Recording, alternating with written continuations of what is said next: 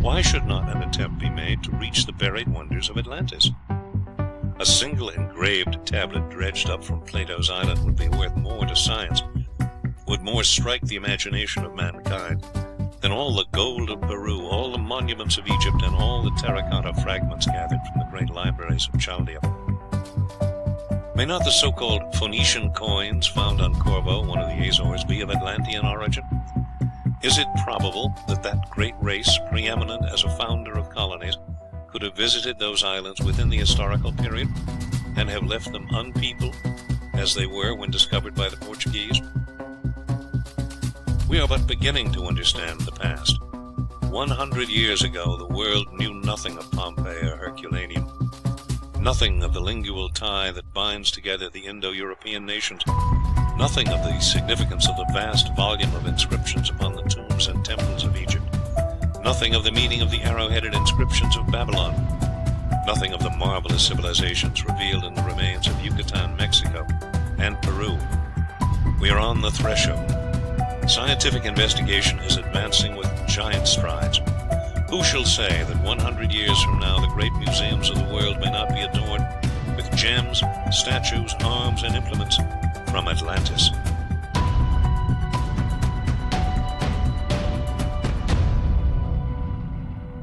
Ladies and gentlemen, welcome to Illuminati Confirmed. Illuminati Confirmed.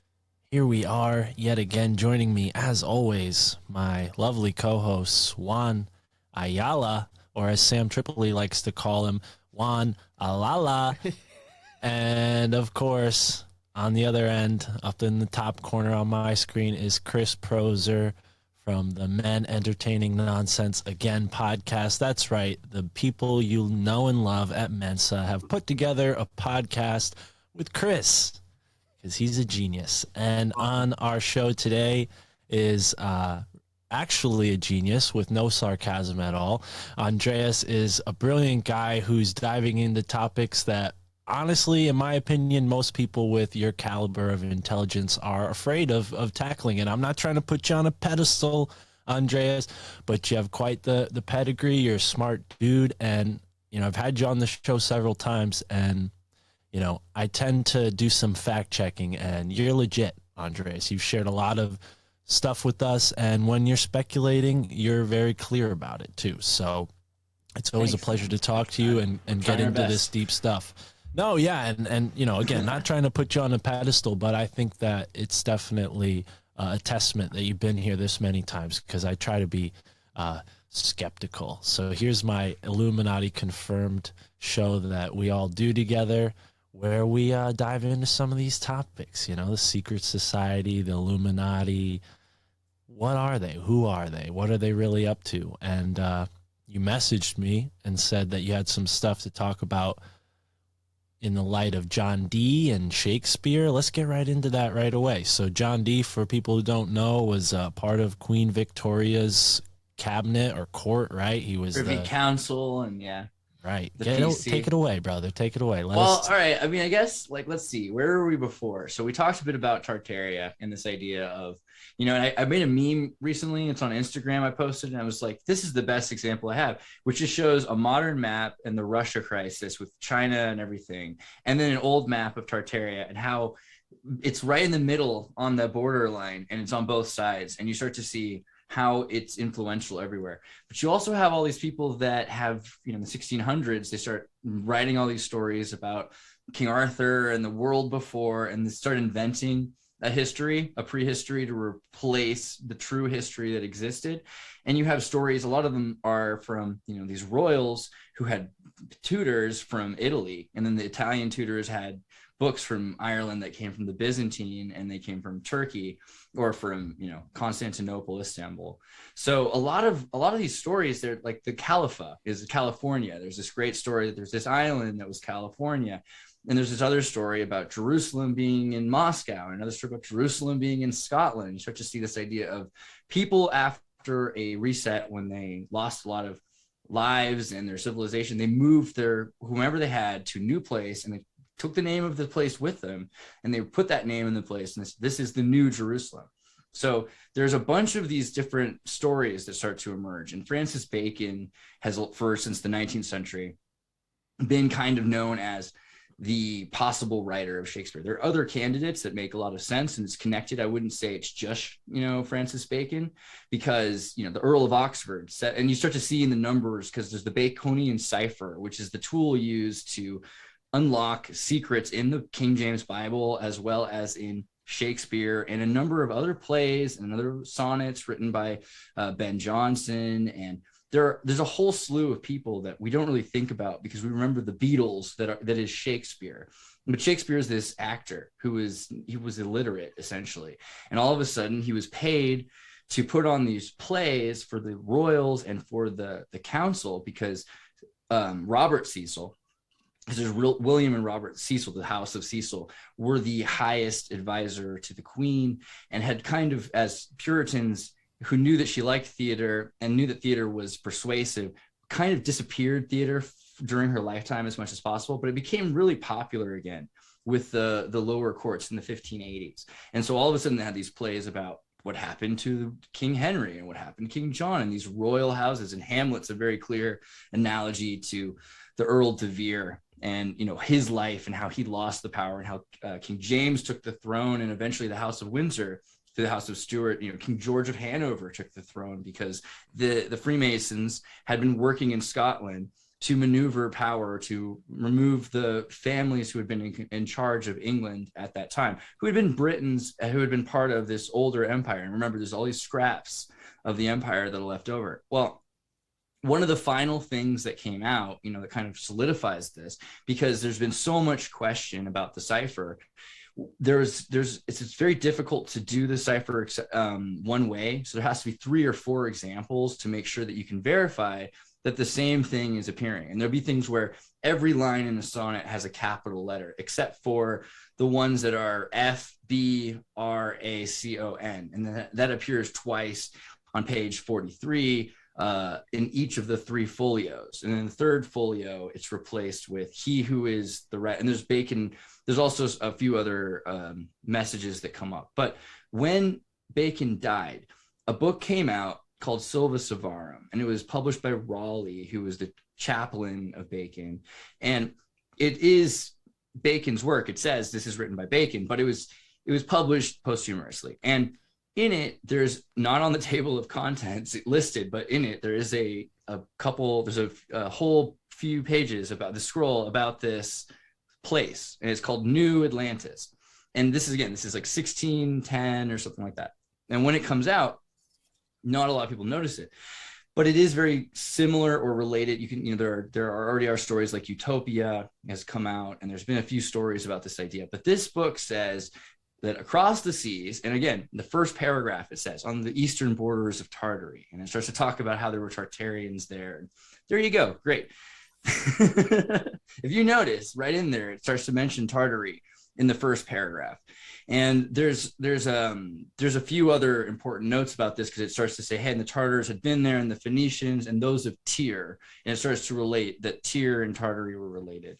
But it's no longer what it had been. This is now New Atlantis, and it's been evolved. They found a copy of the Bible, the King James Bible, washed up on the shores, and these secrets of Nim, like rats, just built their whole society around this book, the Solomon House, and they are using Baconian method, which is sort of Aristotelianism, but a bit more than Aristotle planned. It's a bit more about scientific method. And so they are trying to use essentially Arabic science and Arabic alchemy. And, Bacon was all about this idea that metals were made from sulfurs under the earth from volcanoes. And they were really close to figuring out what was really going on. But Bacon said in this book, hey, here's a civilization that has light orbs with electricity in them. And that, he says these are beyond the means of us to understand, but ways of powering these lights. And that they have phones. They can communicate back and forth. And there's pictures in these woodcuts of dudes with wires connected to the earpiece, and they're across the city talking to someone else on a wire. So there's all sorts of talk about, hey, here's an advanced civilization that has all of these things that we're about to have, and it's going to be found in the new Americas. And this is right in the time when the Freemasons are taking over, but he's not a Freemason. Get this, he's a Rosicrucian. And so the Holy Roman Empire in Germany thinks that they're so different than the Freemasons because the Scottish Freemasons, well, they found their new Jerusalem. They escaped after the Friday the 13th, a century earlier, after the Joan of Arc and the Knights Templar. And so they've built this new world plan where they're going to go to the places on the maps that Solomon has listed, and they're going to rebuild the temples. They're going to find the manufacturing facilities, and they're going to start turning these things on. But the Rosicrucians also have this information, and they also want to do this. And so all of a sudden begins this power vying between the Rosicrucian Protestants and the Anglicans and the Holy Roman Empire, which is actually more Rosicrucian than people realize. And then you have the Jesuit suppression, and then that begins when the Freemasons really take to the center stage. And so it's interesting that it's all kind of detailed in this book, New Atlantis, because it shows, hey, we're going to find this place. It's going to have all this technology that's been lost before. They've been isolating themselves so that we don't interact with them. They're basically Wakanda. And then at some point, we're going to have to learn from them. And the irony being, everything is founded on that King James Bible. So if we could only learn to be part of this, republic correctly, then we'll be saved. And it's very interesting because that's the entire design for Pennsylvania and for the Quakers and so much of the liberalism of religion that's mentioned, because there's a Jew living in this town at a time right after this, and actually during the Spanish Inquisition, when it was not okay to have different civil religions anymore. He's thinking again about Maimonides' period of Spain, when there's Muslims and Christians and Jews, and they're able to interact and have scientific advancements. So this is the foundation for how America is built. And we often look to the Freemasons, but I think we missed that Rosicrucian arc. Can I? Absolutely. This is right up my alley, Mark. So I did an episode on King James, the occult origins of the Bible, right? And everything you're saying, bro, is crazy, right? Because these are the guys behind, right? They're trying to take out the Geneva Bible, and they implemented this Bible because he was trying to get a marriage annulled, right? And the Pope wouldn't approve of it, so he said, you know what, fuck this, I'm gonna break off and do my own thing, and everybody needs to have this Bible in their homes, no matter what. Now, that's one of the most used versions of the Bible. That behind that, right? This is the whole conspiracy about everything. That behind that, these individuals were the ones responsible for one of the most widely used Bibles out there, right? And the Rosicrucians, right? They had what you were mentioning earlier. The conspiracy is that they hid Rosicrucian symbols within the Bible, right? In order to, again, these people are alchemists or magicians or whatever you want to call it. They were trying. That's why I always say and tell people, know your history, because once you learn where shit comes from that you use every single day, you'll really know what you might try and figure out what their intentions were back then, because who knows what they were trying to do, right? He has an idea similar, the New Atlantis is similar to Plato's The Republic, right? Where it's like this utopia of philosopher kings, only certain people could marry each other, right? It could only be white people or whatever, certain demographic that needed to be there. And again, these are the guys behind the fucking Bible. You know what I mean? Like one of the mostly used, and people would just brush right past that. No, that's a conspiracy theory. That's not, that's not Illuminati Confirmed. That's just another conspiracy. But there is, I mean, to the credit of Bacon in the weirdest way. So if you start looking at some of the things that happened in America because of this, for one thing, mixed, and not just in America, but in all of the Western Hemisphere, like Paraguay, President El Supremo Francia forced everyone to marry someone from a different lineage, from a different nation, so that they hybridized all of Paraguay to make an entirely new people that were, and again, they were 99% literate. They had telescopes and math and everything, but they were just genocided in a trilateral war when people were afraid that the Jesuits were building this kind of liberation theology republic. Similar, California was far more accepting of different racial interactions. New York was as well, until all of a sudden there is a very British push to change things. The Netherlanders were a state of Spain, right? So Spain had been part of this Arab state, nation, and they had these 17 colonies during the Habsburg dynasty. And then there's an 80-year war where the Dutch go from being a part of the Ottomans, and having, eventually, like, it's a place where you have hashish and you have Western paintings of canvas. Also you have this entire fusion of culture that happens where everyone's allowed to do what they want. Spinoza is an atheist. It's this crazy time to be alive, which is only possible because of the Arabic abstraction of the idea of God, to depersonify God. It's not really to believe that God doesn't exist. It's to believe God's not a person. Things and concepts that are actually more advanced than most people are using today. And then from there, these were extremophiles. These people went out into different places and they married Indians, and trackers would meet with other tribes. And so French Arcadians and, the Caribbean, there's so many examples of fusion being okay. And then all of a sudden they said, no more, we're going to ban it in America. I think it's Anthony Johnson is an African-American. He's an African from Uganda or something. He was taken to America as a slave or an indentured servant, because there weren't slaves at this point. He was turned into an indentured servant who paid off himself and bought some other slaves. And then he had a slave, an indentured servant that he didn't want to return. And that was the first indentured servant to receive a life of indentured servitude in America. So there was the beginning of indentured servitude then. And so Anthony Johnson was like, no one really looks into Anthony Johnson, but again, he was a very prominent, powerful Black landowner in Virginia whose wives and family, they were treated equal. And there were a number of circumstances like that. But all of a sudden, there's a power struggle and they start to diffuse it. Interesting. Right. Well, what's so important about this topic, and at least to me, and why I love having you here all the time, Andreas, thank you for joining us again, is we learn about a side of history that just isn't in the mainstream propaganda. They don't want us knowing, how much navigation there was in the age of exploration and what exactly was going on. They want us to have this simplified Pinta, Santa Maria, Columbus story, and it was all as simple as that, and then the Jamestown colony, and that's it.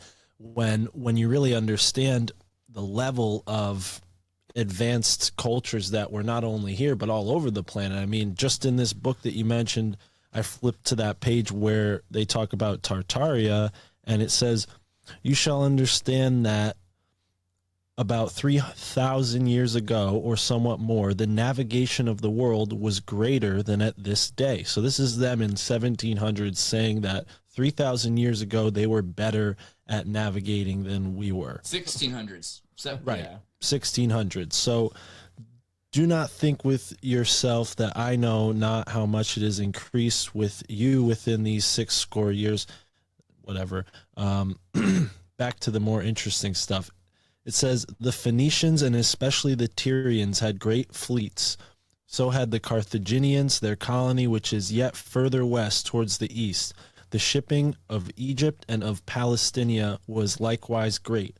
China also, and the great Atlantis that you call America, which have now but junks and canoes, abounded then in tall ships. This island had then 1,500 strong ships of great content. Of all of this, there is with you sparing memory or none, but we have large knowledge thereof. So they're basically kind of saying you guys forgot all about this time in America when there's a lot more going on than just Native Americans running around, with teepees. I got a question for Andreas. We know, right, the original Atlantis, the one that Plato talked about, that he got it from his uncle Solon, and supposedly Solon got it from the Egyptians. And there's also the conspiracy theory that the Phoenicians were actually the ones that kickstarted, right? It's linked to the whole Tartaria thing. What I forgot what my question was, but yes.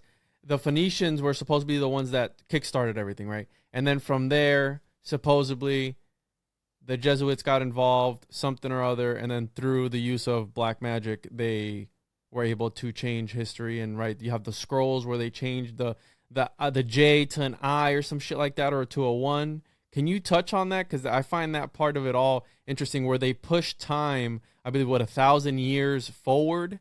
So everything that happened far more recent than we think it did, right? Like the whole story of Jesus and all that stuff. Are you familiar at all with that? Yeah, absolutely. So there's a flamenco chronology, and there's also the phantom time hypothesis. Both are essential, and they connect to Francis Bacon and to George Washington. 1743 is the leap year that they have, and so you see 17 for the Earl of Oxford and 43 for Shakespeare, which appears over and over again. Oh, shit. There's a great video I have on that. I'll send you a link to it if you're the Xirtus, you can find. But in 1743, the Gregorian calendar starts, and the Julian calendar doesn't synchronize until like 1923, which is why it mattered to flamenco to start looking into this. But essentially, a lot of people's birthdays are a month off, like, and death days. So Bacon's birthday is actually similar to George Washington's birthday. It's closer to February 18th, which is Yoko Ono and John Travolta and Dr. Dre's birthday as well. There's a number of weird synchronicities. But so it's Dr. Dre's birthday. Yeah, right. What? And mine. Yeah. But in 1981. Happy birthday. Thank you. Dr. Dre's. Yeah, but in 1981, they found records from Edward de Vere, the Earl of Oxford, that prove that he had a love affair probably with the Queen, might have been the bastard son, and has this whole Oedipedian thing that he didn't know that he was the bastard son of the Queen, and ended up in a relationship with her, and then had another son who would have been the next Earl, but then was murdered. And so there's a whole other story there, and that Bacon was probably an illegitimate heir as well to the throne. But okay, so the thing with the Phoenicians, because this comes up, the reason also is you look at Pericles and the plays that they were interested in. The last play of Shakespeare is only halfway written by anybody's account by him, and it's about a Tyrian prince. And Euclid's important to the Rosicrucians and the Freemasons, and he's not a Greek mathematician, he's a Tyrian mathematician. And what a Phoenician is also an interesting idea, because it'd be like saying a European, because at some point someone from the city of Tyre, or the city-state of Tyre, which was like an Atlantis at one point, and you start to realize, hey, Herodotus talked about this too. There's a bunch of examples in Mauritania, in Spain, in Portugal, in places that Portugal was conquered by and ended up conquering once Portugal became in charge after the reset in so many circumstances. Look at Spain controlling Taiwan. It was Spanish Formosa because it was Arabic Formosa, but then it became Dutch Formosa because the Spanish lost control of the Dutch, and then it became, independent trading colonies. So we lose sight of these ideas. But Tyrians, that was a major city, and Euclid came from Tyre, and that's where so much of the math behind the civilization geometry was used to build these 23-mile ring city systems. And also the idea of a ring is a misliteration of the hypersurface. So if you look at the idea of hyperbolic geometry, these have to do with resonance, and that's why you start to find these star forts, right? And so bastion forts are these snowflake-like forts that have rings when you're down low, but when you start to look at them from a larger, like if you're in Denmark and you see the Mario Brothers like star fort looking everywhere, these have these rivers that path around them. They generate energy from the water moving through them, and you can find them everywhere. So the beginning. I guess the takeaway is that Tartaria was a series of Atlantis. It wasn't just one Atlantis here or there, that just the rest of the world was this brave new world desert or something, and eventually people took over and took the scraps of each city-state that was left, as much as they could, after the major reset and disaster. I don't know if that answered your question. Oh, wait, sorry. So then you talk about the phantom time hypothesis. That was a setup for the actual question. So the phantom time hypothesis is that in 1720s, there was 300 years that were added to the calendar. And then because 1000 looked better, the idea of in the year of our Lord, the pseudo-Isidorian decrees, 1666, they burned the London, and the beginning of new post libertine London, and also most of Amsterdam, because the 80-year war, you've had iconoclasm and you forgot everything. They just start telling everybody that it's 1,000 years later, but it's really like 400 years later. And then they say, oh, well, this happened and this happened so long ago that you don't even have to worry about it. But then they'll say, hey, this king or this god was really a saint, and this saint was part of this line. And then they'll use this line of this king was born here and he died then. This is his birthday, but this is his son's birthday and death day and his son. And you'll have 10 kings' birthdays and death days.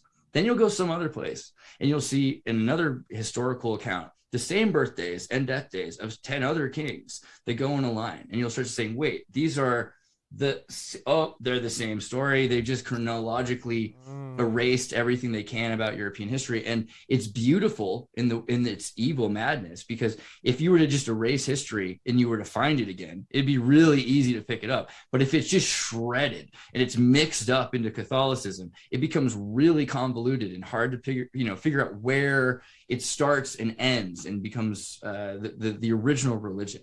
So the historical timeline was kind of in 1923, the Soviets started realizing that there was some discrepancies. By the 40s, Anton. Let me cut you off. Give me 1 second. Mark is calling me. I think something happened with his connection. Oh, brutal. Glad you're recording. Yo, what's up, Mark? Send you an invite. You can't come in with the same. Let me write this. Brutal. Time down so I can edit this out. Technology, brother. Let's see here. Participants. How do I do this? Invite. Copy invite link. I'm going to send it to you right now so you can jump in. I'm about to drop some fucking fire right now.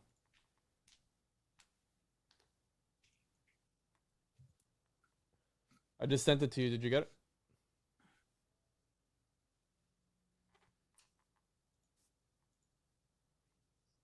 All right. Yeah, he got disconnected. I don't know what happened with his connection, but we'll wait for him. It was that good, man. They just don't want the people to know. They knew it. Like, if I was about to get into Anatoly Fomenko, they're like, uh-oh. That's when they're going to find out about Jay's. Yeah, I want to get your take on. There he is. All right, that's 20.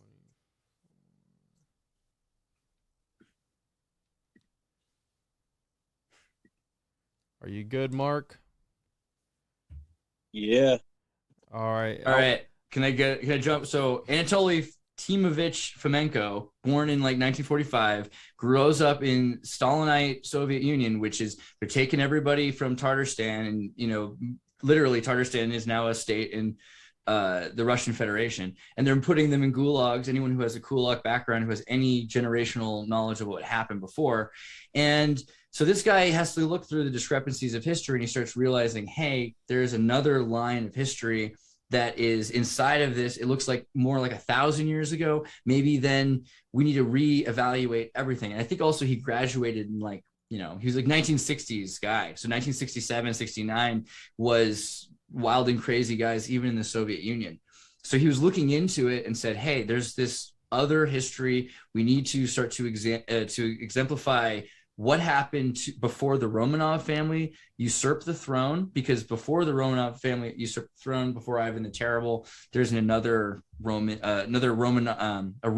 line that was in charge of the state, and also Ukraine, because Ukraine is apparently the cradle of civilization is not Sumer, it's in the Ukraine. And there are examples of monuments and rocks that predate anything that we have in Baalbek, anything that we have in Sumer. There was the Gradisnitsa tablets, which were the Tartarian tablets we found in Bulgaria. But in terms of architecture, Ukraine is for the win. So that, again, is where the Tartars originally were from.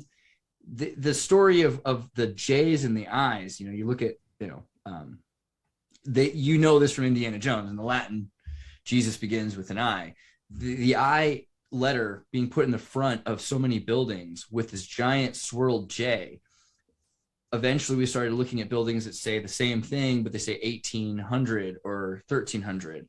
And some of these buildings are very old. So not all of the buildings are like this. There are circumstances where this is not the case. But there are by the 1800s, rather, there are some buildings made in the 1800s that say 1800. But there's also buildings from the 8th century, during you go to Spain and you'll see buildings built that use Arabic numerals even, and they're using a J before the writing. And this is significant because instead of using Roman numerals, they're using Arabic numerals because they're part of the Cordoba Caliphate.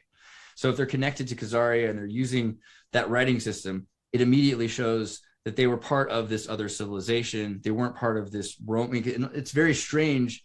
The Roman civilization would even use Roman numerals. And it's something that people talk about a lot, that Romans were stealing other people's civilizations after they were falling apart. So it's as if to say, at one point, there's a Paleo And I don't want to call it Christian or Muslim because it's a civilization that has different kinds of people doing whatever. But the ideas we have in Islam today, from the Arabesque, the star, the shapes of the geometry, all these cool buildings, that was a Tartarian design. So you start seeing architecture that's built in the 8th century. And the idea that Jesus was probably only 1,000 years ago. So we hear the idea of Jesus being 2,000 years ago. And how crazy would that be if Jesus was 1,000 years ago? It's actually not that big of a deal. But imagine it, if it was Jesus 300 years ago versus 1,300 years ago. All of a sudden, the impact and where it happened and what it was like and how close it is and how relevant it is to you changes. And so it's easier to transmute the religion into a system of control. And so we start to see that happen with the use of the phantom time hypothesis to stretch out history.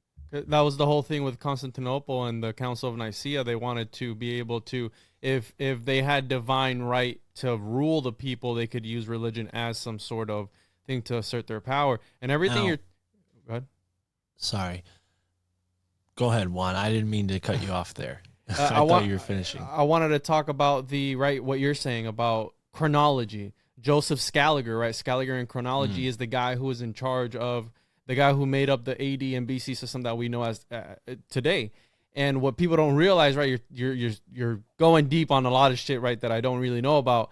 But the whole core of the thing is that time that we know today is a construct of people back then, history, his story. So they told everything what you're saying. It makes a psychological impact on people. If they go, okay, well, it was 1,000 years ago. Well, it's actually 300, but we're just going to put a 1 in front of that. So it's more, And that's why I'm glad. I mean, not to take it away from this topic, because we have touched on this a couple times on the shows that Andreas and I have done, the whole missing timeline hypothesis. But I think when you understand that time possibly was manipulated that way, you can understand how they would have had maybe this pre-knowledge of a place like America, what was really going on here, and then set up this whole new Atlantis story to get all of these, I don't know, frankly speaking, cult-like groups here in the colonies, and of course secret societies, but really like the public groups were pretty culty. They all had their own individual beliefs, and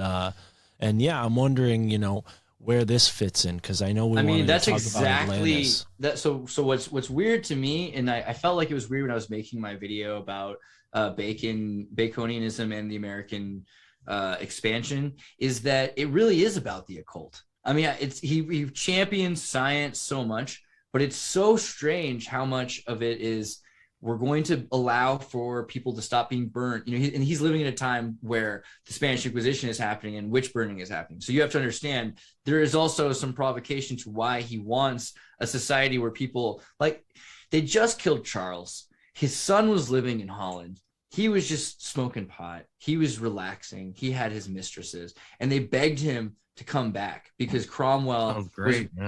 Well, and he left. He left because of his duty. Like the King of England, Charles II, wasn't that bad. Like the fact that he felt like he had to be king. He was a hippie. He was kind of it. Well, he was. Juan, shut the fuck up. He was a long-haired guy who was into science, and he was relaxed. Mark? And he kind of reminds me of Mark. Mark, you could have been King Charles II. And it was a libertine period. It was pretty based. But there were problems there because the royal family had been pushed out because they thought, hey, a royal having authority, that's terrible. But then they put in a democracy, and the Puritans started killing everybody and not letting them do anything. So they said, hey, how about we just let you be king? We give you all the authority, and you just promise to defend our self-determination and let us drink on Sundays. And that worked out in a lot of ways. So the people that escaped from that weren't just the Puritans like we hear about. A lot of them were people in Lytle who came with, and the Mayflower had the first murder. There was a kid who blew up, he almost blew up the ship on the way here because he wasn't a Puritan. There's a number of people involved with the company that were pretty wild. And I think Johann Kelpis is probably a good example. He came to America to establish a Pennsylvania Rosicrucian colony. Johann Kelpis was all about New Atlantis, and so the thing is, they didn't get killed. So many people talk about the Salem witch trials. That's and what's the better one? The Year from Connecticut. What's the one that happened right before Salem? New Haven. The New Haven witch trials were before Salem, and it was Never brutal. heard 'em. I Yeah. think you might be. Yeah, I don't. Maybe it was New Haven, but I know there was witch trials in Connecticut. But when you talked to 1655, the New Haven witch trials, 1655. Yeah, brutal. Killed Awesome. like dozens of people for no good reason. Anyone just needed like a witness to, Right. take They them were out. witches, bro. Well, but and that's another thing. Like, so somebody has a greenhouse, they're committing magic, right? Like they're growing food in the wintertime. The pagan. So yeah, and so this was a thing for Isaac Newton. Well, Isaac Newton translated the Emerald Tablets of Thoth. Like he was the most devout incel Christian, Volcel Christian that you could have, but he was still interested in science and craft. Magic might be a better word for copy protected or trade secrets, right? Right. Well, and I think that's exactly what it is. It was like people who were getting persecuted for doing something that everyone was doing. It's just maybe they didn't like how they were doing it. And to bring up Johannes Kelpius, it's funny. I've actually visited the hermit's cave that Johannes Kelpius like meditated in Pennsylvania, in Philadelphia. Anybody can go there. It's down in Wissahickon in this like public park. But yeah, it's definitely a strange energy there for sure. To get into that though, what else did you learn about these like Rosicrucian founders of Pennsylvania and whatnot? Because I know my buddy Michael Juan has done a lot of research on that, and I'd like to see what you found.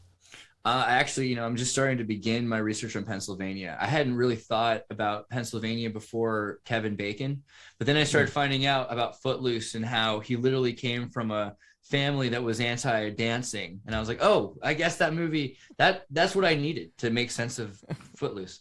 We went from Kevin Bacon to Francis Bacon. Yeah, it's Well, I started with Francis Bacon, but then I realized like how connected all the Bacons were. 5 degrees of Kevin Bacon. I'm the next Kevin Bacon. I saw that Thomas Jefferson's main man was a Bacon, and he protected his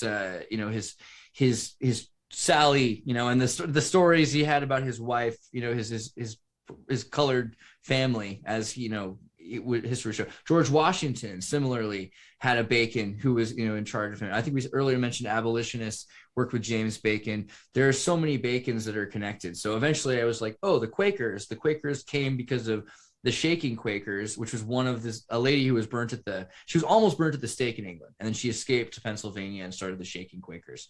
So there's a lot about Pennsylvania and the German Dutch, because those are the people who escaped New Amsterdam. A lot of them went to Pennsylvania. So that some of the survivors of what was old Star Fort, New York, before it became New York, they're not going to exist anymore, but their families might have something. So I'm very fascinated to find out about that more. I got a question for you guys. If story, goes as it is in the history books at school, right? 1492, Columbus sailed the ocean blue, right? Pinta, Santa Maria, right? They landed Nova Scotia, let's say, maybe Boston area, kept going, Virginia, maybe whatever, right? But if Tartaria is a theory, right? Wouldn't there have been mad buildings like the whole way, like everywhere? Wouldn't all of them, quote unquote, Indians been like living in like mansions? So so that's the funny thing with the mud flood and everything, is that we have volcanoes, earthquakes, and volcanoes launching things. You, right? Yeah, it makes sense. And this is the thing about manifest destiny. So anytime you find any of that stuff, you say you built it when you put it back together. And then you say that teepees were the mode when I think it's less than 20% of anybody would live in nomadics weren't as common as people realize. I think it's much less of people living in teepees. There's all sorts of structures and infrastructure. But what you have is also, let's say that you're living in New York City and it's been built in the 1890s, but you're living in 2020, and then everything collapses. And not everyone knows how to rebuild New York City or keep it built or keep it running. So many of these things fall into disrepair and fall apart. Now, imagine you're a Californian after the reset. Your whole wireless, biodegradable, whatever civilization will not be there. So there's a lot to be said about that as well. But there are buildings. It be there in California? I'm saying if you have a wireless biodegradable society, you will not be able to see the wires, and it will biodegrade if there's anything there. Oh yeah, that makes sense. Yeah. But there will also be giant you know, like you look at Taiwan, you look at Singapore, start looking at all these places in the 1890s, and you look at the 7-Year War, and I like to call World War Zero 1812. You hear about earthquakes in Venezuela, and you start looking for pictures. You're thinking to yourself, there wasn't anything there. There were millions of people living in not quite skyscrapers, but 13-story buildings were very common, and these things were knocked down with cannonballs the size of cars, right? So anything the infrastructure from you know, the cotton gin on, and is actually in existence in Italy centuries earlier. It's just not Eli Whitney industrialized mass manufacture, but so much of this was Greco-Roman warfare. You'd launch something and you could destroy a city, and you would salt the area, and then it could be, and the other thing again is the mud flood. So much of this stuff is buried. You go to Italy, you will find, if you go when they're excavating, and I've seen this by accident. Like I went there hoping to get involved with some sort of archaeology, and I've done that as well. But the best stuff was just walking down the street. You see like a wall that's blocked, and they're building a new parking lot or a new tower, and they've dug it out, and you see, wait a second, there's a building right next to that building that's from 1,000 years ago. It must be, it's Roman, and it goes down underground 3 stories, but there are windows and doors for 3 layers, because those 3 stories used to be ground level. One time I'm in Rotterdam, I go down a street in this old German cobblestone, and I see you go down the stairs, and it opens up because there was a church that they just buried from the 13th century in the entire town after the plague. So a lot of the time there are these things, and it's not just in Europe, you know, across Scandinavia. So I have a friend, Dr. Fowler, who we should actually mark at some point. We're going to try to get him. He's just really busy because he works in Canada all the time. He's a professor working with LiDAR scanning, using drones to scan with LiDAR to look for remnants of lost star forts. Because the rainforests are gone, but you go to Canada and there's this grass has grown over them. You can't see them, but your robots can. And all of a sudden there's these snowflakes showing up. But he never heard of Tartaria. He's just like, what the heck are these snowflake forts? But they're all over Canada. And there's a lot more that you'll find in Greenland. We haven't even touched Antarctica. When you say Canada, are you talking like eastern seaboard, or are you talking sweeping across Canada? So there are forts in Newfoundland that are better maintained. I need to remember the story of Fort St. Anne and why this happened this way. I have to look this up again. But there was an effort by Prince George IV, maybe, was it? You know, so Prince George, King George's son, the 4th son, he didn't like the Mediterranean. It was too warm. So he went to Canada, and he loved it there. And he got pneumonia and died eventually. But before that happened, that guy's a fucking idiot, bro. Nothing you need to listen to. Nothing that comes out of that man's mouth. Kind of a beast, to be honest. I don't know. But yeah, he dumbest died. shit I ever heard. Have you ever been there? It's paradise. Stupid. I don't think he was breastfed. But the point is, eventually he died. And before he died, he'd arranged the fort to take over Canada. He wanted to make Canada into an independent sovereign state outside of the British Commonwealth, above the United States, tried to make a deal with the United States, and the United States tried to invade Canada, then the Canadians took it. So you could never take Canada as the rule, basically. And it has to do with this star fort. But that's one of the few star forts that remains because they rebuilt it. The rest of them are kind of buried, you know, all the way to the west. All right, I'm going to show my I have a question, here. Andreas. Until you get to Alaska. Why is it that Tartaria is up there with like flat Earth conspiracy? Why is it that they shit on? And then you have, right, flat Earth, you don't really have that much evidence. But this stuff, right, there's a star fort off of one of the Florida Keys, and I was looking at it because it looked beautiful, right? And then I just so happened to be on YouTube, and they brought it up. They're like, oh, this is a place where you can only get by boat. It's a national preserve or something like that here in Florida. And when I was looking at it before I had seen this video, I was like, man, that looks like a star. And I was telling my wife, I was like, I want to go there. It looks like a star fort, you know, from Tartaria. Mind you, she doesn't give a shit about this. And then, of course, I was looking up a video, and boom, there it is. It's like, this was a star fort, da-da-da. I'm like, holy shit, I was talking about going there because I lived in Homestead I have a house in Homestead, and we lived down there for a little bit. And I wanted to go there. I'm like, damn, this looks dope. And Tartaria is the first racism that is universal. It's really interesting when you start hearing yourself and you're like, what in Tarnation or Tar Baby and all of these really seriously racist things that come out of Tartaria. What in Tarnation? Only cartoons say that, bro. Yeah, That's a good point. I started saying it again to bring it back. You know. Well, but we're it's talking only about our word. You can't say it. Chris, you got to put yourself in the mindset of somebody in like the 1930s, 40s. Bro, I'm not Yosemite Sam, dude. Well, that's like even the concept of getting tarred and feathered might be part of, like right. that. I mean, it's true. All of this is kind of you're right though. It's disappeared to the point where your wife is saying, "Oh, that looks like a star fort." Ha ha ha. Because at best, it's like a Gestalt image from Mario Brothers that's been made fun of. For me, when I first heard of Tartaria, and I grew up Slavic, so I already had Taurus bulba and had heard of Tartars, but I hadn't heard Tartaria until I got to college.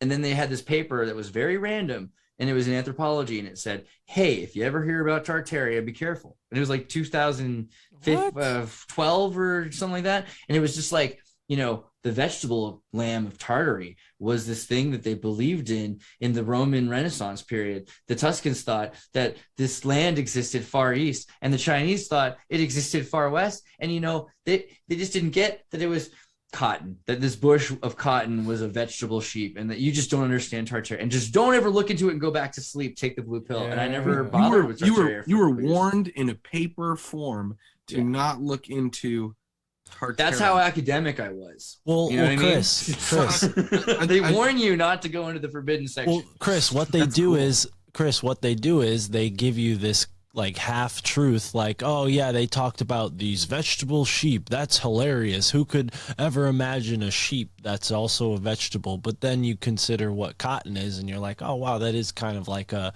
plant that creates wool like a sheep. So and they academically they'll make those sort of jaunts at certain topics so that unwitting students don't go and make a thesis statement that might inspire their fellow students to question their teacher or whatever. There's also it is. weird plants they've forgotten, like walking bushes, and there's carnivorous plants all over the world, and there's all sorts of things that have been killed off. You tell a kid about a rhino in 20 years, he's gonna think you made it up. So much of the fantastical history of the world is gone. They had the elephants, right? The huge elephants with dinosaurs are dragons, unicorns, and all birds. that shit.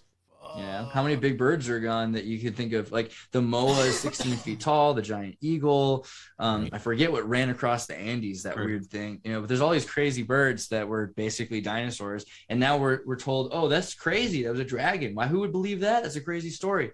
So I mean, Tartaria has that same air to it. I'd also say, and the most impulsive answer I think for us is it's true. That's why they don't want to talk about it, and why they laugh about it, and they have to continue to laugh about it because it is spreading. The knowledge is becoming more and more important. And look at who it hurts. Who does it matter to? Well, very important high figures of aristocracy who have multi-generational wealth since the retelling of this story that they've stolen are now coming into question. It could completely change the playing field. And also Eurocentricity had been basically used and forgotten, but now we're at this point where people go back and say, oh, wait a second, is it really true that Europeans were so much the apex of everything, and that these other people had no idea what they were doing and thanked the Europeans when they came with the wheel? I mean, it just doesn't work in almost any circumstance anymore. Go ahead, Chris. Can you see my brains leaking out of my ears? Well, here, right. It's funny because I was talking about Tartaria. I had never ever had anybody on who knows, right? This is why I love being here with you guys right now, because I somebody who actually knows about fucking Tartaria, because I've looked into it and I've brought it up to like different guests, and I'm like, hey, you ever heard of Tartaria? And one of the guys was like, Tartary? I'm like, no. Tartaria. He's like, the underworld Tartaria? I'm like, no, not that one. But it is crazy, right? That you just did it again, though. Beyond tar and feathered in the Roman period, Tartarus was death. Yes, exactly. So. The underworld, exactly. So it when a conspiracy theory like this, I can get behind 100%, but then it's so shit on, right? Like flat Earth, right? The moon. Well, but who does flat Earth hurt also? So NASA doesn't want people talking about how they're lying about stuff. So anytime they bring up something that might accidentally show some truth, they're going to laugh at it and say it's flat Earth. Are we team flat Earth? No, bro. I mean, I'm team NASA is full of I'm government team information. NASA's full of shit. Okay, too. I don't think we're taking. I mean, they're full of shit, but what proof do you have? What proof do you have that it's flat? I mean, okay, so I don't want to do this like right now, but let's just say the interesting thing to me about internet researchers are the researchers that are focusing on empirical observations they're making themselves rather than assumptions from pictures they're getting from the government or from a corporation. And I think that is an interesting thing. And a number of facts have been found that have, disproven mistruths put on Google Maps. That's more important to me right now than the final answer. I think that teleologically we'll get to a point where we find that there's definitely more to the story in a lot of ways, in terms of Antarctica, in terms of other land masses, in terms of islands that have been hidden and have been, there's a lot else. Chris, more it's all right, present. brother. I know you're still stuck to the system in some ways, but we're trying to free your mind, dude. Maybe you'll be Illuminati confirmed by the end of this Illuminati show. confirmed. Chris, I'm sorry, Chris, you should do it. Tell me where you're at with that. With what exactly? You're talking about the heliocentricity model and Flat Earth, hyperbolic geometry. Oh, where am I at? Where am I at with that? I didn't use the word, but yeah. Shoot your shot, Well, Chris. I've been on airplanes about 35,000 foot. The shit looks kind of flat, but it seems like if it was a big enough ball, it would look flat. So I'm gonna have to stick with like Galileo and all the smart people that come before me, because that's the world that we live in. I don't go apart picking a helicopter into 1,000 pieces either. I just trust that man knows how to fix it and that man knows how to fly it. So I'm Team Hollow Earth. In terms of I'm Hollow Earth all the way. Hey, remember Vice?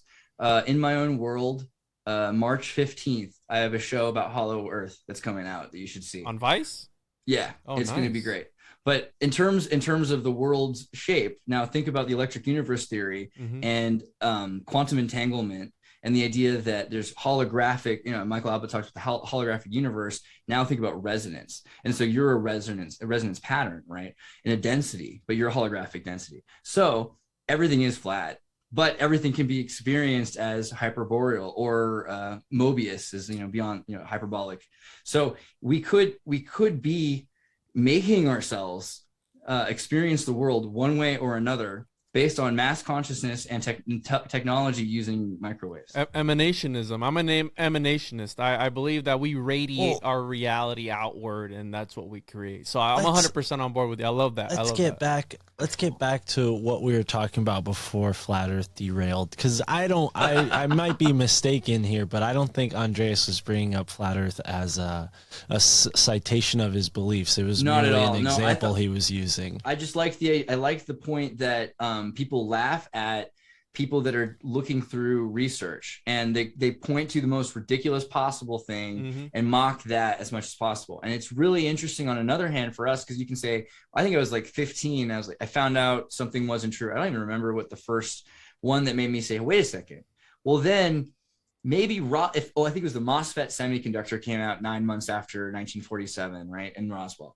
And so I was thinking to myself, well, hey, maybe if there's something there, what are the other ones? Oh, the Kennedy thing.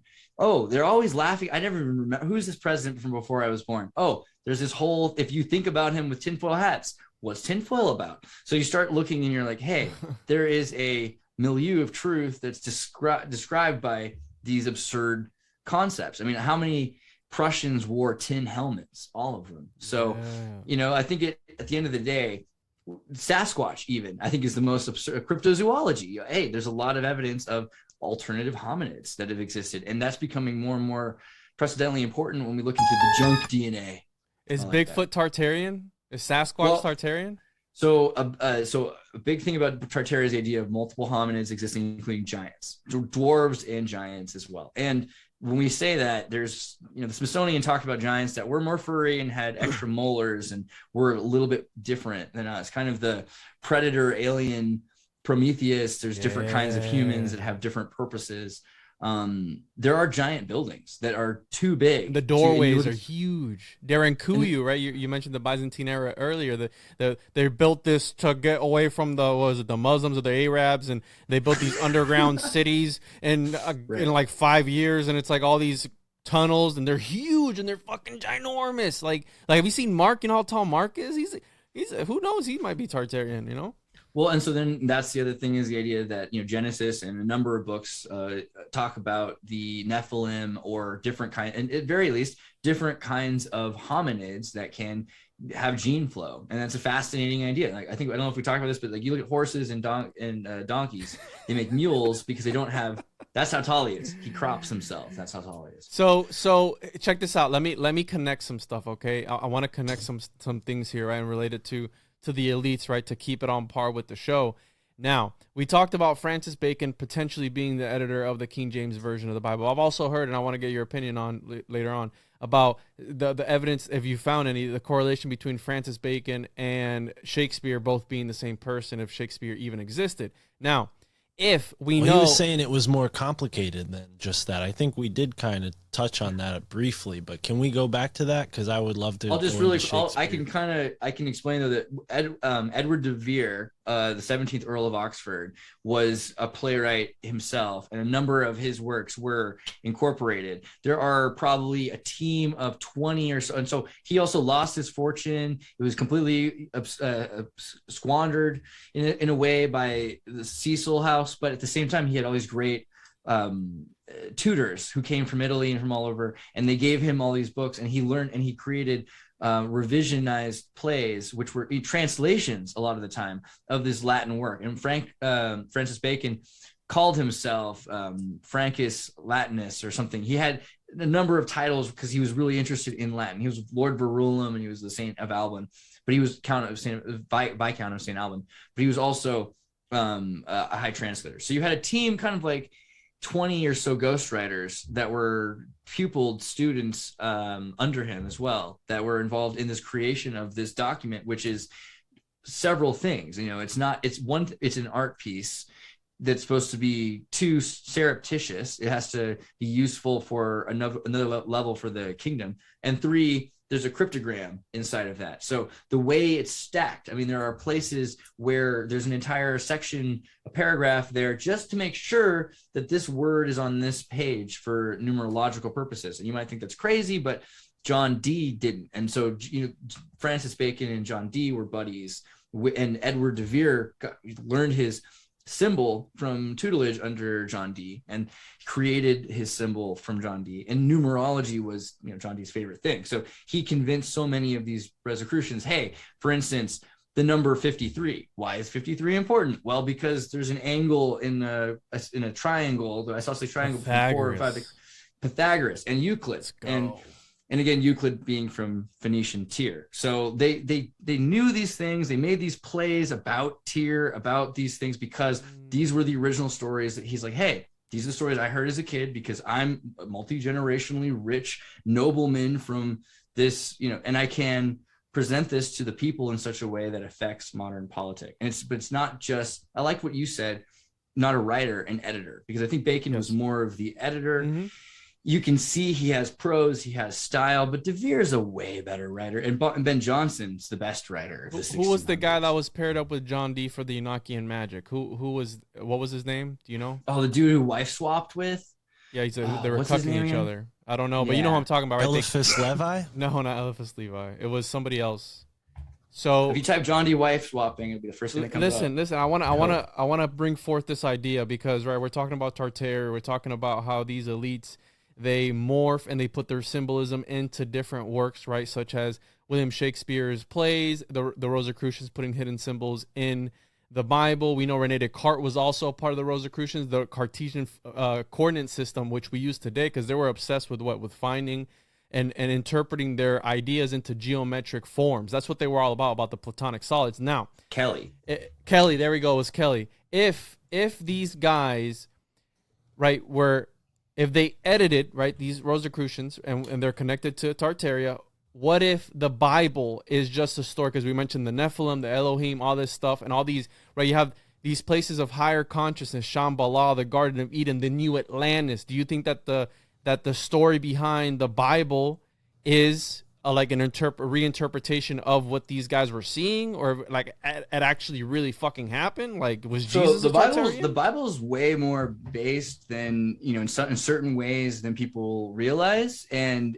those are the best. I would use those as its defense before I tear it apart, because that's the next thing we have to do, is we have to tear it apart and show how, yes, it's being used to manipulate people. Yep. But at the beginning, you have Pope Gregory the 13th, and he's basically put in charge because the Borgias and the Machiavellian struggle of Rome, we can't just keep putting princes in charge of stuff. Let's get a Croatian guy who's removed from Rome, and we'll have him be the Pope. And so it was kind of a good idea because he wasn't involved with politics as much. He's a little Asperger's, and he was obsessed with reading. And so he said, hey, the Bible. What is the Bible? We talk about the holy word. We talk about the good news that is the gospel. Let's take this Tertullian. Tertullian was a philosopher in the 2nd century, or, you know, he decided what things were Gnostic and which things could be used in Christianity. Let's start to look at these books that I have, Pope Gregory, and I think these are my favorite. I'm going to call this, you know, my Bible. The canon. You could make your, but you can make your own. I'm not saying that this is canonical like Star Wars. There could be Elseworld series and stuff like that, but you also have to remember, like, some of the Bible is not about, it's a historical book to a person who's thinking this is history, because at this time all you have are the accounts of people who've been through things. So part of the Bible, like Leviticus, isn't saying, hey, you should do what Leviticus says. It says this is a point in history where people were selling their daughters, you know, and that this is what happened. It's not saying you should trade your daughter's virginity for 40 shekels. That's, you know, so there's a context thing there. Then you also have the Geneva Bible. And so the Geneva Bible is this beginning idea of translating so that they can have some way of saying, well, it does say this or it doesn't say that, to their authorities, and checking a level of metric there. But when you look at the King James Bible, you have Tobit, you have, I think there's 9 other books that aren't included later in the Lutheran Bible. Yeah. And then you have the idea of Genesis being 5 other books that had been abridged, and you have the books of the book of Enoch 1 and 2, and you have the book of Moses, you have the book of creation, you have another book about the flood that's missing. And some of them start saying, well, we don't know anymore which is true. And this is fair, because at the time you have people that said Jesus was a guy with a donkey head, because one mistranslation of him walking in on the donkey into Jerusalem, someone mistranslated that, and so the Romans said, he's so 200 years after Christ, you have Roman statues of this crucified Baphomet, and people I feel like no one's put that together yet. It's a good one to look into more too. And then people say, Baphomet didn't happen until they started the Spanish Inquisition and asked these guys to say, bullocks. They have examples of Baphomet going back to the mythical period. What? So, you know, the Minotaur. I mean, all these the harpies, these chimeras, again, from the book of Genesis, from the Elohim and the Nephilim coming down and fucking, you know, that's how you get the demigods and all this stuff. So yeah, that's fucking wild, and not know that about what you just said. That is the craziest thing ever. And but yeah, so then Christianity starts to develop and become more famous and popular, and you have to remember the flamenco timeline also. So 700 and 1700. I mean, it starts to think about Islam completely differently, right? Because Islam starts to emerge at the way we look at Islam today is a new kind of Islam, whereas the word Islam itself was used by a number of people that were disenfranchised from the church at one point. They weren't Jewish, they weren't Muslim, they weren't Christians. They were someone who was almost kind of more open-ended originally. And then sometime in the 14th century, you start to see more and more examples of didacticism. But that's the same as the Constantinian period, where they're killing people to force them to assimilate into this new homogenized religion. If you look at some of the books that made into the Quran and into the Islamic faith, there's pretty compelling evidence that Muhammad had Catholic books given to him to build Islam. So Islam was also created in a sense to unify the other side and make it easier by them killing and beheading people that they couldn't behead and kill. Bro, so Muhammad had red hair. And Muhammad had red hair. Genghis Khan had red hair. And all those guys. Green eyes. Yeah. Weird. Which is, they're not allowed to know. They have to wear the red turban to hide. Yeah. Weird. There's cytomelanin, right? There's a thing about that too. It's supposed to be special. That is fucking crazy. Go ahead, Chris. Yeah, it's definitely, you guys are joking about my height, but when we talk about all the things we're talking about, I have a connection to Pennsylvania in my ancestry through people who immigrated from Germany. So maybe that's why I'm so fascinated with all this stuff. There's some kind of connection there. But yeah, I am tall and I do have red hair. So who knows? Maybe I'm the great grandson of a Tartarian giant. Is that why you're pushing the show so much? There are dwarves though too. So I made a video once, iridium dwarves, and it talks all about how there's this iridium layer on the planet, and this idea that everyone has these stories about underground little people that were living all over the place after the reset. And so there are a number of, and this is big in mainstream science's metaphor, we evolved from these little people, little creature mammals that were smaller, that were underground, and they came out. So. But there's clearly the story also on the other side of the giants mixing with them. So we have all those. I did want to say that with the Bible. So when you look at the King James Bible, so much of it has numbers, verses, everything. The way it's put together, there are certain translations, like the Watchtower Society has added words like a God or with God. But I still think the King James Bible is relatively accurate. And the reason being that at the end of it, it says, if you were to manipulate and mess with the words of this, your suffering in hell is going to be the worst possible suffering. That's ever. convenient. And so it is convenient. So they're telling, and this is, let's be fair, they could just be telling you not to mess with what they messed with already, or they're saying to themselves because they're superstitious. And it seems from our understanding of the 1600s that these were very superstitious people that believed that this is Lucifer thinking they're more right than God. They're trying to do good. The road to hell is paved with their good intentions. So they're thinking, hey, I have to present to the public the truth. And the truth is in here. But I'll obscure it by teaching them lies about what it means. So, for instance, Damascus, and you look at Syria, and you start to look at what Syria was like in 1,000 years ago. And you imagine Jesus with a sword instead of on the back of a donkey. And what Luke says about bringing justice with a sword, not here to bring peace. And the idea that Jesus or Yeshua, right, was a soldier in the Middle Ages is a very different kind of story, and that wasn't a story about peace necessarily, but maybe about defending your Camelot, your King Arthur land. So the Bible it has all the truth, the names of the right places, the interactions with people. But it's so unlikely that anyone is going to read it for that context, because we've built this infrastructure around misinterpreting the religion. And that's in Revelation. It says, hey, there's going to be these goats that build temples, and the shepherd's not going to have anything to do with them. That's how you get the Dark Ages, though, when people were taking religion too seriously, word for word. Now, let me hit you with this. Are you familiar at all with King James' demonology work? Have you ever heard of that book? He was a witch sympathizer. He was talking about werewolves, vampires, black magic, and this work was used by William Shakespeare in his production of Macbeth. And a lot of the rituals found in the book, he put in a lot of his plays and stuff. Again, this is a guy behind the King James version of the fucking Bible, talking about demons and how demons only help further the glorification of God. What the fuck does that even mean, right? And again, but again, those are going to be, well, okay. So first off, Solomon built the temple with the help of demons, right? The demons had to lift it, and so if you think about genies and jinn and Disney, there's a lot there to the powers outside of humanity being harnessed by man. But man loses his mind when he stops revering the source, which is Islam has to do with that. This idea of being yoked in yoga with the submission, the original version of the term, Kundalini type of thing, right? Which the serpent and the serpent energy. I mean, it's all there. But so with demonology, John Dee was huge into demonology. The septagram is on every single police badge for the reason that it's trapping demons. Whoa. The 7-pointed star holds the 6. What the fuck? The 6 is as above, so below. As above, so below comes from both the Thoth tablet, Emerald tablet of the Hermes, and in Euclid.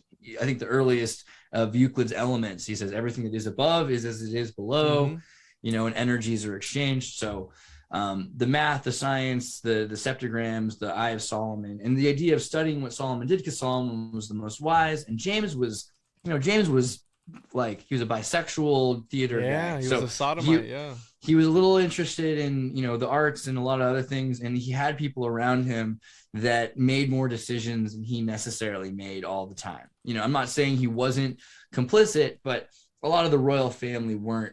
It was the next few generations that were even more complicit. However, he was a Freemason. He was part of the Freemasons. He did make it possible for the Scotch lodges to become the Grand London Lodge and welcome in the first Brits. But I think in general, the demonology was I think we said this earlier, magic can be science. And this was a time when they're thinking to themselves, whoa, all of these things, like, I think this is an enchanted rock, right? Like that's all this is. Yeah, it's a scrying mirror like John D. Scrying mirror with an enchanted rock in it. So with crystals. So they at some point they figured that out, and they had records of Tartarian technology that used crystals. Crystal radio was already well understood by the 13th century. What's his name? The Arabic.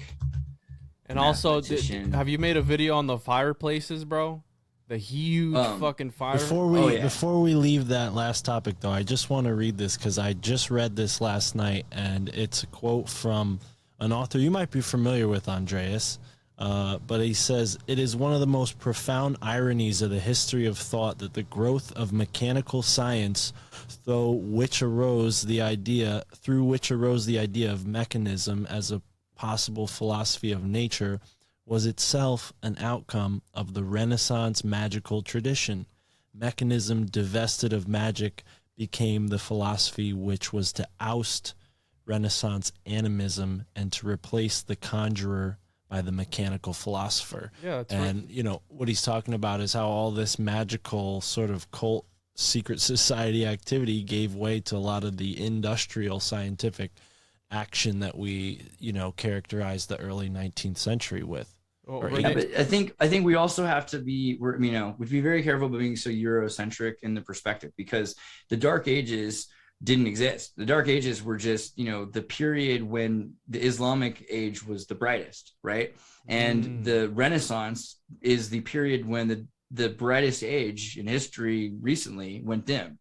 So you have all of a sudden, we talk about Renaissance philosophers, but even like I was saying earlier, Ibn al-Haytham, like Ibn al-Haytham is the inventor of so many technologies at the Renaissance. British, German, Italian scholars, they're all getting their research from the Arabs, and it's just a continuation of the research. But all of a sudden, they're not able to continue that research because there's military suppression in Persia and in those areas. So the research starts to make its way into parts of Europe where it can be scholastically accepted. So, so much of that work, it's the other thing is it's not mechanical in the same way. We think about alchemy and how like Isaac Newton looked at alchemy, and it was a very like idea of metal fermentation. Like you could grow metal, so sulfur and minerals would then allow it to be under pressure and heats. And we have to understand how volcanoes and underground conditions work, but then we'll be able to grow gold. And this is because that was the idea of Arabic alchemy. And so there was a even in that philosophy, this idea that biology and geology and noosphere, mind and technology are all interconnected was already very common. That they're thinking about, again, the jinns, the idea that there are spirits held in devices and animism. They're mechanized. The Turkish chess player, right? Like there's all of these ideas that are already, Sufism is becoming a popular idea then. So it's more that someone says to themselves, we could take this and mass manufacture it. And someone says, why would you do that? And they say, well, right now I own these people, but these people are just cavemen. If I made them into doctors, scientists, and lawyers and engineers, I would own more power, right? And so let's educate a Masonic generation of foundlings. We'll make them wear Egyptian cotton. We'll make them wear a white tunic. We'll have them wear denim, Egyptian priest denim, and we'll have them raised to learn how to facilitate this new world order. And we're going to call them philosophers. Yeah, philosopher king state, right? Yes. Lovers of Sophia, Sophia, lovers of Sophia. And Rene Descartes was about that, Mark, about the mechanistic universe. He had this mechanistic universe theory that Isaac Newton came back later and was like, no. The world isn't mechanistic. It's just run by forces that we can't even fucking begin to comprehend. The world's a vampire, I think Isaac Newton said. Yeah, some shit like that. But Isaac Newton, right? Him being like this person, right? All these scholarly people all throughout history. Leibniz, right? It's like Gottfried Leibniz, or the original inventor of like binary code. He was about that. He was about the law of attraction and how our words and our thoughts could affect reality. This is a guy who invented binary system. The guy who invented the modern day computer, Charles Babbage, tried to summon the devil. They were trying to, again, how the ancients were trying to show that the existence of God through technology, or through alchemy or through whatever, they were trying to do the same thing through technology, right? Like all these guys, they were all Rosicrucians, and that's what they were all about at the end of the day, which is fucking mind-blowing to me because a lot of people don't even know that. So, yeah. Absolutely. Absolutely. Well, I don't know. Andreas, is there anything you left off the table? I know there was something about the Masonic year that you had mentioned in the notes you sent me ahead of time. And I think you might have touched on that a little bit when we talked about like the calendar manipulation and whatnot. But yeah, you were talking about how they raised this generation of Masonic foundlings. And yeah, you see that not only with just the clothing, but with the culture itself. I mean, in music, in, the proliferation of psychedelic drugs, which were very much a part of a lot of those ancient cults. Yeah, we're seeing the byproduct of that now in hindsight. But we got to have you back on to talk about something that I know you know a lot about, the Church of the Subgenius. It came up kind of randomly when we were talking to Ryan Burns. And yeah, I actually got in touch with Ivan Stang, one of the founders of the Church of the Subgenius. I don't know if you recommend. I'm really happy to talk to Stang. You let him know I'm the free incarnation of Bob. I'm happy to talk. Fucking Will do. Bob. He said Bob, bro. I'm the free incarnation of Bob. Bob. Maybe I'll have you on when we interview Ivan Stang, because I definitely want to get in touch with him, but his message was a little interesting. People should I want to hear it. Yeah, we'll tell you Patreon. We'll tell you off the air, but yeah, sign up for the Patreon. I do have the Subgenius Illuminati expansion pack. Right. And yeah, I mean, I went to Bob's funeral, Robert Anton Wilson's. So I always want to talk to anybody who's involved with Subgenius. So Chris is like looking for the eject button that he was talking He's about. like, oh my god, the joint, Illuminati man. Confirmed. Chris is like, I'm out of here. I was looking for the joint, bro. Like I need this guy knows Bob. Chris, you gotta just you just gotta write a book that makes money, that says how to make money on the title and has a bunch of empty pages. That's all you gotta do. Subgenius. I love that, dude. I have the I have the Pope certificate from Robert Anton Wilson. You're all like registered Pope, or whatever. You guys know about that? Yeah. Totally. Yeah, sick. How are you only telling me that now? You're pretending like you didn't know anything about the Church of the Subgenius. Illuminati Confirmed. Dude, you have a Y'all Pope don't ticket? know. That was a poker face. A little bit of poker face. I'm questionable about the people around me right now. Yo, Right. the thing about this is, man, these are interesting topics, man. End of the day, right? So very interesting topic. We can get lost in the weeds about this, that, or the other. Sometimes I need things in simple form, And so sometimes I got to just sit back and try to digest. Yo, bro, you know a lot of names, bro. You know a lot of dates, bro. You know what I mean? I don't do that. I get the Bro, don't even do it. It's a waste. Dude, you know what you should Not do? at all. Take that, smoke that, watch my bacon video. It has bass music, crazy visuals. It's a fun historical ride. I think it's worth it. Yeah, I really right appreciate away. you coming on and saying all this, because it's super informative. It's like one of these things where I got to get stoned. I got to like go back and listen to it a few times, because you're really putting some threads together, some wild topics, B, like very specific dates and specific characters, relationships between those people, and I mean, it's like, yo, that's like Illuminati Confirmed. You know what I mean? Illuminati Confirmed. Yeah. Well, I appreciate that, man. Tell us about where we can find the rest of your videos and everything else you got going on, and then also you got this thing going on with Vice. Tell us a little bit about that. What's the date again? Okay, so Vice, I did this episode of a show called In My Own World, and they had a bunch of weird ones they were supposed to do. I'm supposed to be the finale. The most of them are people that are like into. One guy looks at the stars and he's like trying to use radio telescopes. Another person's a time traveler or something, and they're crazy. You know, I don't know. I haven't seen it, but mine is people that were this. Do you want to do a thing on Hollow Earth? Like, yeah, I guess I could. And so I had introduced myself. We have a group of people that research all sorts of stuff. And so you want us to research Hollow Earth. Well, the idea that it's just solid beneath this doesn't make sense. So we started doing all this research, and we ended up doing a crazy trip to volcanoes. We went into flumes. We went underground in caves. I used LiDAR to scan a bunch of stuff. So it's going to be pretty interesting. That's March 15th in My Own World with Andreas on Hollow Earth. And in general, like a sneeze across the face of the internet, you can find Andreas Xirtus at this point. If you type in Spotify or iTunes or all of the things you're used to, I'm sure somewhere has a video of me at this point doing something. But if you go to xirtus.com or andreas.me or YouTube or Odyssey or Rumble, you can look for Andreas Xirtus and you will find me. And I have videos that are exclusive on Odyssey and exclusive on Rumble, and YouTube is kind of just the what is allowed publicly, Right. Yeah, and dude, like I said, it's always a pleasure talking to you. I really appreciate you joining us. And Juan and Chris here, thank you both. And wow, what an episode, folks. Right out the gates, Illuminati Confirmed. We hit on, like Chris said, a lot of names and dates. And this is one of these episodes where Andreas Xirtus is definitely not Illuminati Confirmed. He's legit. He's based. He's a researcher. He's one of those out there helping us identify who the Illuminati may be. And Euclidean confirmed.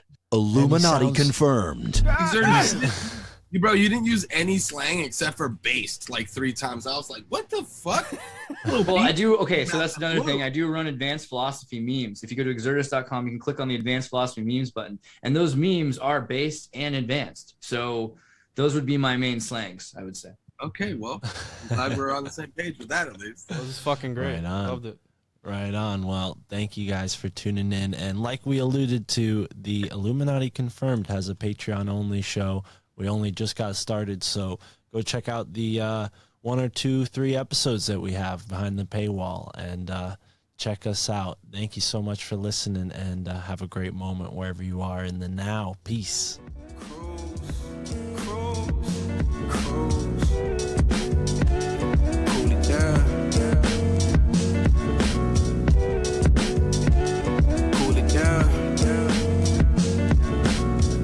$4 red hand movements from blue collar. Who shot you off the Nebuchadnezzar? Your endeavors oh so clever, water bent through the weather. Pull the lever to the maze, rag race chasing their own tails. Broke nails drag me down, trying to swipe at the crown. Your enthusiastic, just sarcastic and frail bastard. Spit acid from the dark, casting your life plastic. That means you're fake as fuck, this nickel plate makes snakes duck. And a cut like penicillin, unmasked villain. Product of hip hop, product of fuck cops. Product of the projects where they pull off hip hop, pop, fall rock. Knocks descended just like a comet, black dragon vomit. Mind deep is beside his pocket, who dare to stop it? Believe me, this shit dope like 30 keys. The locksmith, Bobby weave with higher options. Consume the universe and spit out sons that light profit. Bananas and X bars, time calls towards Mars. Moonwalk with Michael, I'm infinite, sign I glow. Bruce Leroy, fan hand, flight kick, deploy. Bite the bullet, hang by the neck just like mullet. Nigga, please utilize 3 so you can see. You know my steez never was much for mass appeal. I might get killed, take you to realms with demons revealed. Unveiled deals kept concealed with soul seals. They don't like that. Black fist gauntlet tell you to fight back. I'm righteous, decapitate serpents that worship ISIS. Illuminati all through my body, shine through tri-iris. Illuminated minds define the rhymes that were designed. Give sight to the blind, disguise is dumb shit. Angel fly over your head and dumb shit. Wingspan 7 from the land of the lions. Find my scribes and shrines, worship by Mayans, I'm prime. See I chill with a dime, bumping iron and wine. See I'm sipping my wine, gripping my iron, I'm fine. Pray to Father in heaven, hoping he open the sky. Broke the DeLorean orbit and fire lost in the time. Be the sign to the time, this time the world is mine. Use my mind as a weapon, limitless astral projection. Manifest all these blessings, no question. Kyle, what's up? What's up, man? I'm Kyle, and host of the Big Dumb Podcast. I've had Mark and Juan on my show. Haven't had you on, St. Christopher. I'll work on that, though. Big fans of all you guys, though. Love what you all do. And, appreciate the opportunity, man. Should be fun. I'm just here to talk some shit and defend Bill Cosby if y'all are going to attack me for that. Man, I got a little pudding on my side of my bed. You can have a pudding pop if you want. You know what I'm saying? I got some of this barbecue sauce upstairs. Motherfucker creepy, bro. That shit that you played earlier was creepy as fuck, dog. Dude, Yeah, bro. That's subliminal messaging, right? 100%, dude. I mean, the fact that was on the Bill Cosby show. Like one day I was just looking for Bill Cosby clips just because I got the poster and I was going to find like his I was looking for that.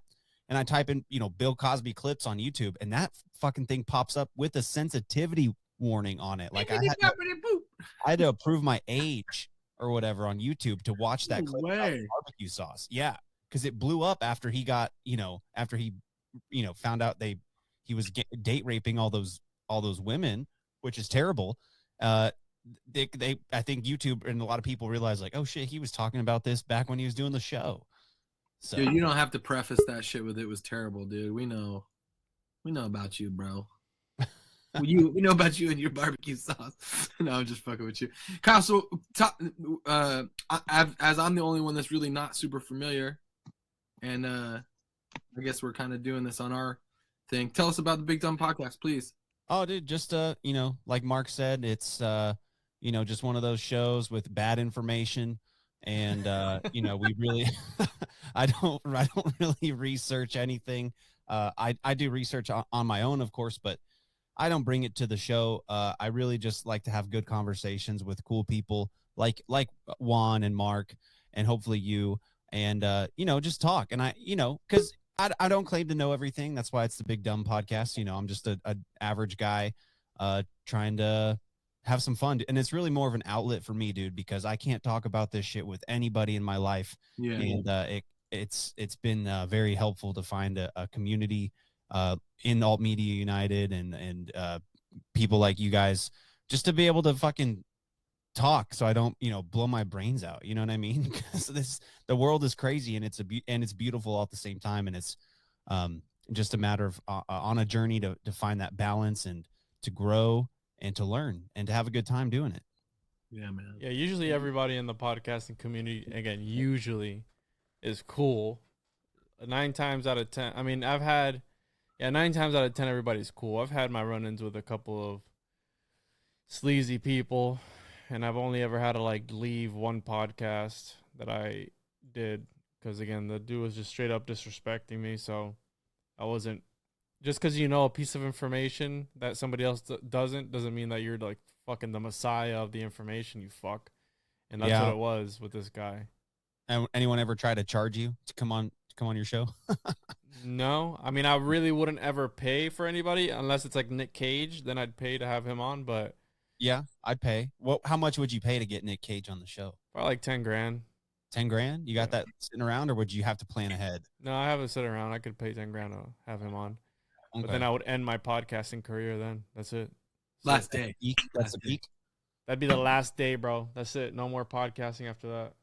Well, I think then you'd really, but you'd take off though. You know what I mean? That's a bad place to stop. You could just. But this isn't about the listeners. This is about me. This is my journey. This is my ascension. My my archive of evolution, if you will. That's what it's all about. So you don't got to go no further. You got ordained today, my dude. Like you made it, bro. You made it. Inner sanctum. You good, man. You one of the priests initiates. You know what I mean? Reverend Juan in the mail. You got a special decoder pin. You get all the funky shit, bro. You're in there, bro. You got the garb? The garb's on the way? He's getting the garb. No, I have one already. I have a druid robe that I can wear. But you got to wear that and get it embroidered maybe with Reverend Juan. Did you get a new name or are you still Juan? Yeah, I don't know how that works. I think I have to go to because then I have to go to the Social Security office, change my name and all this shit. So I don't know. No, but I mean within the order. Your Christian name. You don't got to change your name on paper. Yeah. Just you are in the church. You are now. You can pick a name, dude. Fuck it. That's what I'm saying. Let's pick your name right now. Reverend Cage. How dare you? That's blasphemy right there, dude. That's legit. Hail Nicolas Cage. Nah, bro. Not today, dude. You fucked up. Nah, I didn't. You fucked up, dude. His son's coming after you. That beautiful Viking warrior man. He's coming for you. He's man. gorgeous, right? Gorgeous. His eyes are piercing. He's beautiful. Let's pull him up here. Hold on, let me check it. Kyle, do you know who we're talking about? Who? Nick Cage? His son. His son. Googles. Hold on, I'm gonna pull him up now. I'm gonna pull him up now. Watch. You can get your mind blown. What's He that looks like a Nick Viking. Cage movie coming out where he plays himself? Next month. Yeah. Dude, we gotta pirate that shit and do a live stream and watch it. Look at this beautiful man, bro. Look at this. Oh my god. He dyes his beard or his hair. No. One of the He's two. gorgeous. No. You hate. No, I'm not hating. It's just how it goes. You good, Mark? You don't think a man can be that beautiful? I mean, Mark he- is is he- almost that beautiful. is he transitioning? No, dude, how dare you? No, I'm asking because he's beautiful. Okay, go back. He's rugged. That's better. I like that more. As a Texas man, that's what I'm all about. Right there. As a Texas man. Yeah, that's what I like to see. Hey, you want to wear his hat, young Bronco? I want him to wear his hat and then wear me. Yeah. What? On his face, bro? Is that what you're trying? Look at Oh that. my- Look at that, oh. bro. He's fucking gorgeous, son. Oh my, that's like a young Nick Cage. And God versatile. damn. That's gone in 60 seconds right there. Yeah. Wow. I'd be gone in 60 seconds if he walked in the room. Wait, this is okay. Yo, Mark, is your mic coming through? Can you talk? Yo, Mark, some braille over there. Yeah, we can hear that. Can you talk so we can hear your voice? Your beautiful. Can explain all the. That was my voice. All right, good. So we got everybody in here, but yeah, this is Weston Cage. Look at that. He's gorgeous, man. Oh my God. He's like if Hunter Biden Yo, didn't. how baller is that, bro? Look at that shit. The most baller. That's Gucci. Is that a mink? Is that a mink he's wearing around his neck? It's gorgeous. I wonder what that ring is though. He's wearing. Oh, that. dude, you gotta zoom in on the ring. I That can't- if that's I'm trying to zoom Illuminati in. right there. Oh my gosh. Wow, what a beautiful man. I had no idea Nick Cage had a son. What is it? Look at that photo. Okay, Chris Angel? Anybody? Chris Angel? Dude. Whatever happened to that guy, Chris Angel? Oh, he's still in Vegas, dude. Still Look at doing this. shows. Longest Really? running show. Yeah, but behind Carrot Top, he's the longest running resident performer in Vegas. What the fuck? That's crazy. This guy is the reincarnation of Thor. Look at those fucking arms, dude. He's a martial artist too, so he's right up Mark's alley. Mark has So he's a martial artist, model, magician. he is actor. here's his thing. He's an actor, musician, martial artist, and a spiritualist. You can't leave out the spiritualist in there. Dude, are you gonna get him on the show? We've written to him, but he Trying, doesn't bro. write back, bro. Dang. He'll come around. He'll be here one day. Yeah, one day he'll come. Oh, that's an eyes wide shut mask right there, dude. He's got the sun. yeah. He's got the two R's, R and R, Rest For, and relaxation. Yeah, Illuminati confirmed, dude. This guy. Yeah, I think it would be dope to have him on, but again, Cage is Coppola. This is his magazine supposedly. I that he love this has. guy. He's got a magazine. Wow, dude, his hair is just so perfect. I mean, and it changes so drastically. Look at that. Look at that. That's Cage. Wow, Oh, dude. dude, he's so dynamic. So dynamic. He is. He's You could really see his father in that last picture, the one of him Oh. upside down. this one. Yeah, you can. Yeah. Oh, that needs to be on a shirt, dude. That's the first Illuminati confirmed T-shirt, dude, right there. We print it upside down. It'd be so sick, dude. What? Done. Fuck you guys. Fantastic, dude. That's amazing. Look at him, dude. I think other Glory. podcasts are trying to hit him up. Like, hey, dude, if you're up, hit me up. They're jealous, dude. They know we know. They know that we know, bro. We want to talk to Daddy. What was the picture that you commented on, bro? I saw you commented on a picture one time. Said, tell your dad sup or something like that. Tell your dad I called. Tell him to call me back. Yeah, this stuff is funny. Kyle, what's the craziest shit you come across on your podcast? How many episodes are you in now? Well, straight episodes, like with the guests and everything, I'm at like 54. I just put out 54 today. But total episodes, I probably got around 70 because I do live shows sometimes. I used to do an actual beer review with my co-host where we would get some craft beer and review them. But I'm down a co-host now, so it's just me, and so I'm trying to readjust, trying to reevaluate, and while still continuing to interview guests and things like that. So, craziest shit I've come across, dude. Yeah. So one of the craziest theories I've heard was that the whole climate change thing is actually to bring back the antediluvian climate so that the lizard people can thrive. Yes. So, like, they actually want it to get warmer, but they don't want it to get too hot. So that's why they're trying to stop it now, because, by the time they stop, we stop climate change, it'll be at that perfect temperature for the antediluvian climate where like the Nephilim and the lizard people roamed. And so it's actually like a perfect climate for them and bad for humans. There's actually more carbon and things in the air. So that blew my mind, that theory. And then obviously there's some, crazy stuff out there. What's up with the flat Earth though, Kai? I saw you were like what's up so with that? stoked about putting this thing out with flat Earth. What's up with that? Oh, I went on another guy's show. We did a little swap cast. He thought I was a flat Earth expert, I guess. And he just was like, hey, come on and talk about flat Earth. And I was like, okay. And so went on his show's Moral Bob of Hidden in Plain Sight podcast. Hail Bob. There it goes, Bob again. Well, Bob. Dude, we ended up just talking about like the nature of, because when you get into flat Earth, you kind of just default to like the nature of reality. You know what I mean? Because you realize what you're being lied to about, I'm still on the fence on flat Earth, just because I don't know, man. I don't want to jump in too far, and not be able to come back. What's your percentage of flat Earth are you? I'm like 35% flat Earth, and then like 40% hollow Earth, and then the rest like hollow being a sphere. I don't know. Yeah, they're not mutually exclusive, right?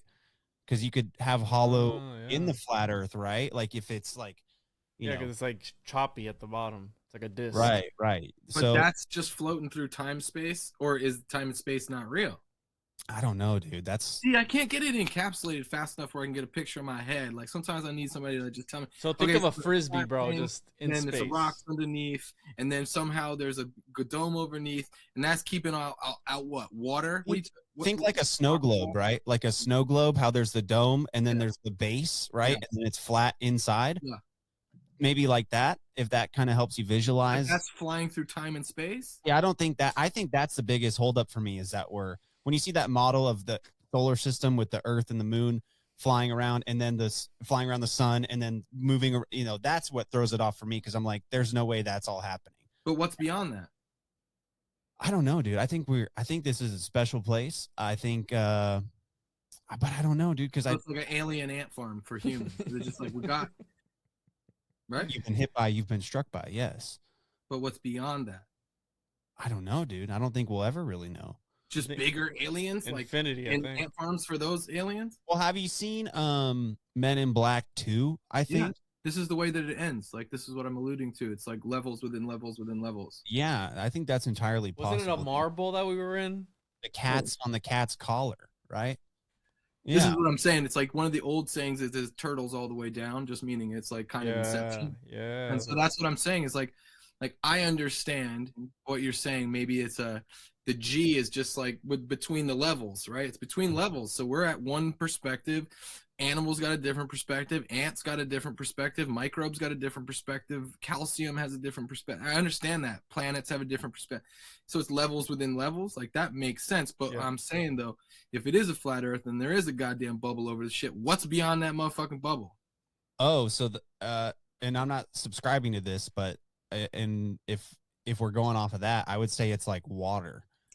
Space is like a liquid rather than a empty vacuum. There's some sort of I don't know. It's an energy, I guess, or antimatter and shit. Yeah. But we've never been there though. But so we wouldn't really know that because we've never been to space. Because Here's what I say about that. Either we haven't been to space, or we've been a lot farther than they say we have. You know what I mean? Either we've been throughout the entire solar system, possibly throughout the galaxy, or we've never left Earth. Because I have so this is the thing that gets me about flat Earth. And we were talking about Tartaria and flat Earth the other day, and I brought up how there's more evidence for Tartaria than flat Earth. And some guy in the comments was like, "Oh, I was listening until the misinformation." Listen, you fuck. And you know who I'm talking about? That person that commented that shit. I've literally had Mark Sargent and David Weiss on my fucking podcast. So as far as not knowing about flat Earth, I know about it. Now listen, it's very easily discredited. Build a fucking rocket, get on the rocket, and launch it into space, and you'll see if it's flat or not. If you get far away enough, it'll get small enough to go, okay, well, it's a globe. Or, okay, well, it's actually flat. That's it. Tartaria, on the other hand, an ancient lost civilization, which there's evidence of, that is like tangible physical proof. The guy was like, there's infinite things for evidence. And I go, what? That, okay, NASA's fake. Okay, whatever. All government organizations lie. We know this. They're lizards. What's next? Oh, well, the curvature. Well, you know that airplanes, they go and hide behind the horizon for a reason. Okay, so that there's obviously some sort of curve there. They hide behind the horizon. All this shit. Like, what else? Oh, well, the stars are a projection system. Sure, maybe. But just build a rocket. If you have enough monopoly money, you could build a rocket and just shoot yourself into space and see it for yourself. And that's it. Tartaria, on the other hand, we're not ever going to really know there was a Tartaria or not, but there's physical evidence for it that says otherwise.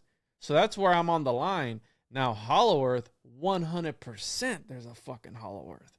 Yeah, dude. And 100%. I think Tartaria is also much more interesting than Flat Earth, in my opinion, because it... Wait. Hollow Earth 100%? Bro, yeah. There's fucking Darren. Look up. I'm gonna look it up. Darren Kuyu. There's underground cities.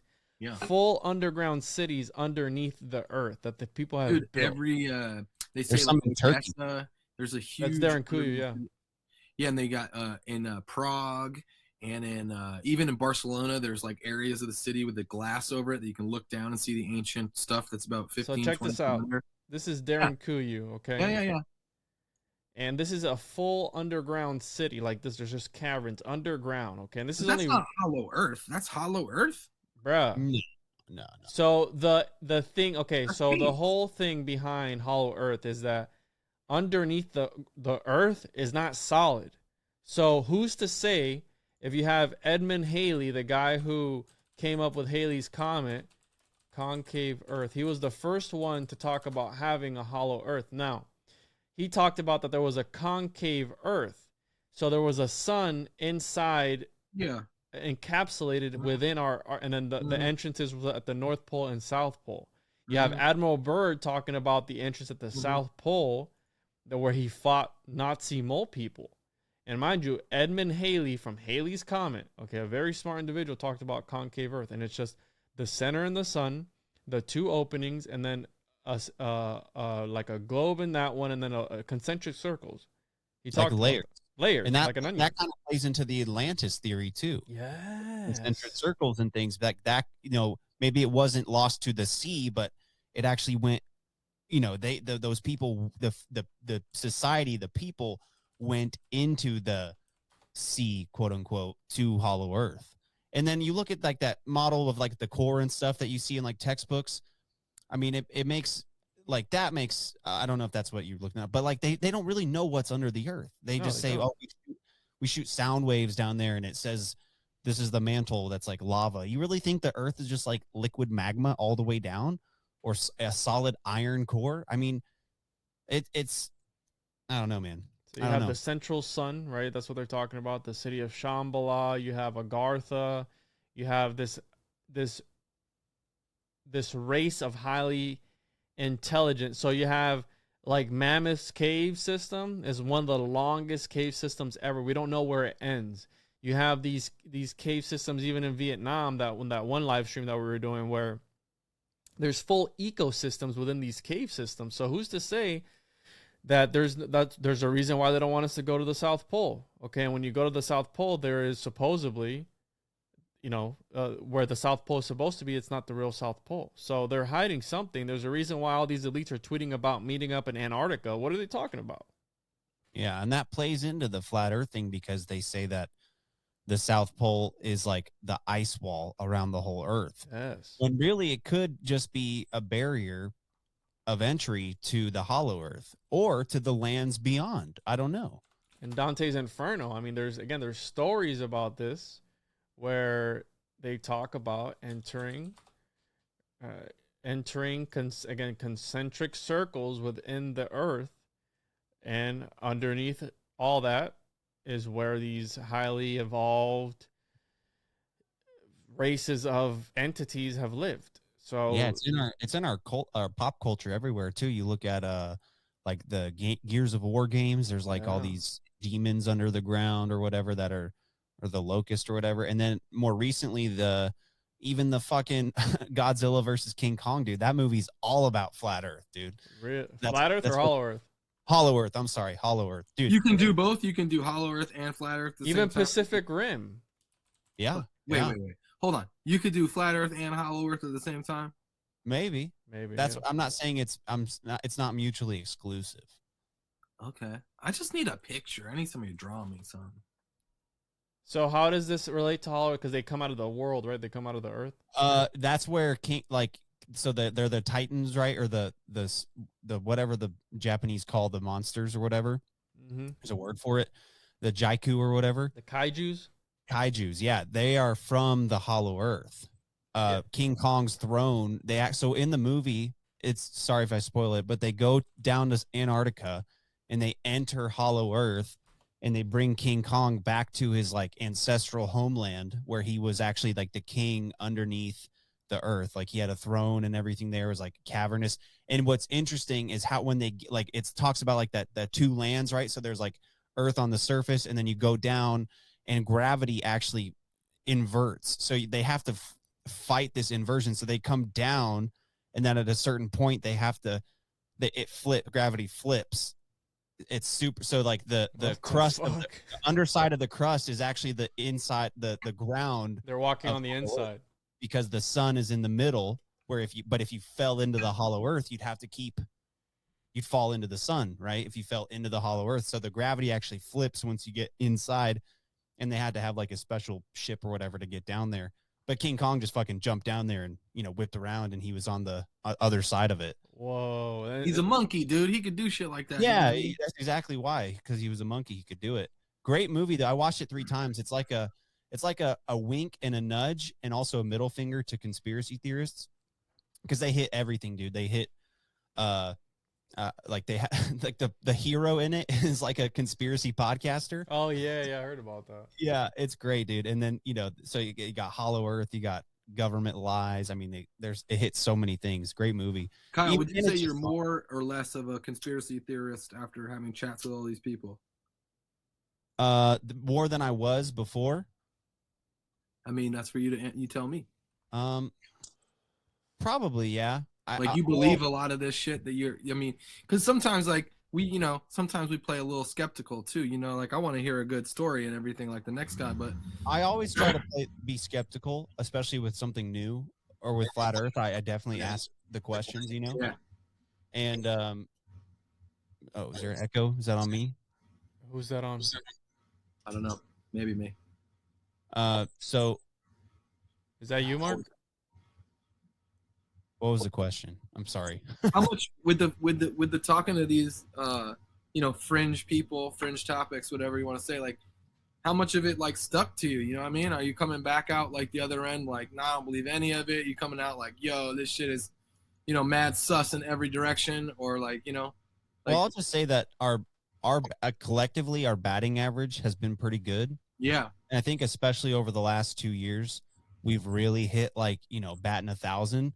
When it comes to the COVID narrative and things like that, and the digital dollar, World Economic Forum, things like that. Got you. Yeah. Okay. But I mean, I think the other stuff like Flat Earth and Tartaria, like that's really just fun. It's fun to explore the different possibilities, because here's how, once you find out that the news and the schools and the government has been lying to your whole life. Yeah. you really got to just question everything. You know what I mean? And I don't take a hard stance on a whole lot of things just because, it's easy for anybody can make good points and have, good ideas. Yeah. And be on opposite sides. And when I have a guest or someone on, I always try to ask the opposite, because my mom watches the show, right? So I always try to ask like questions that I think my mom would have, Cool. Yeah. Like mom would be like, well, what about that? And she's coming around, she's woken up to a lot of the bullshit and stuff, but what is that, dude? And that's cute. Bro, so the Mariana Trench, right, is the deepest part of our ocean. And there's animals like this existing in the Mariana Trench, okay? Where they're fucking aliens in real life.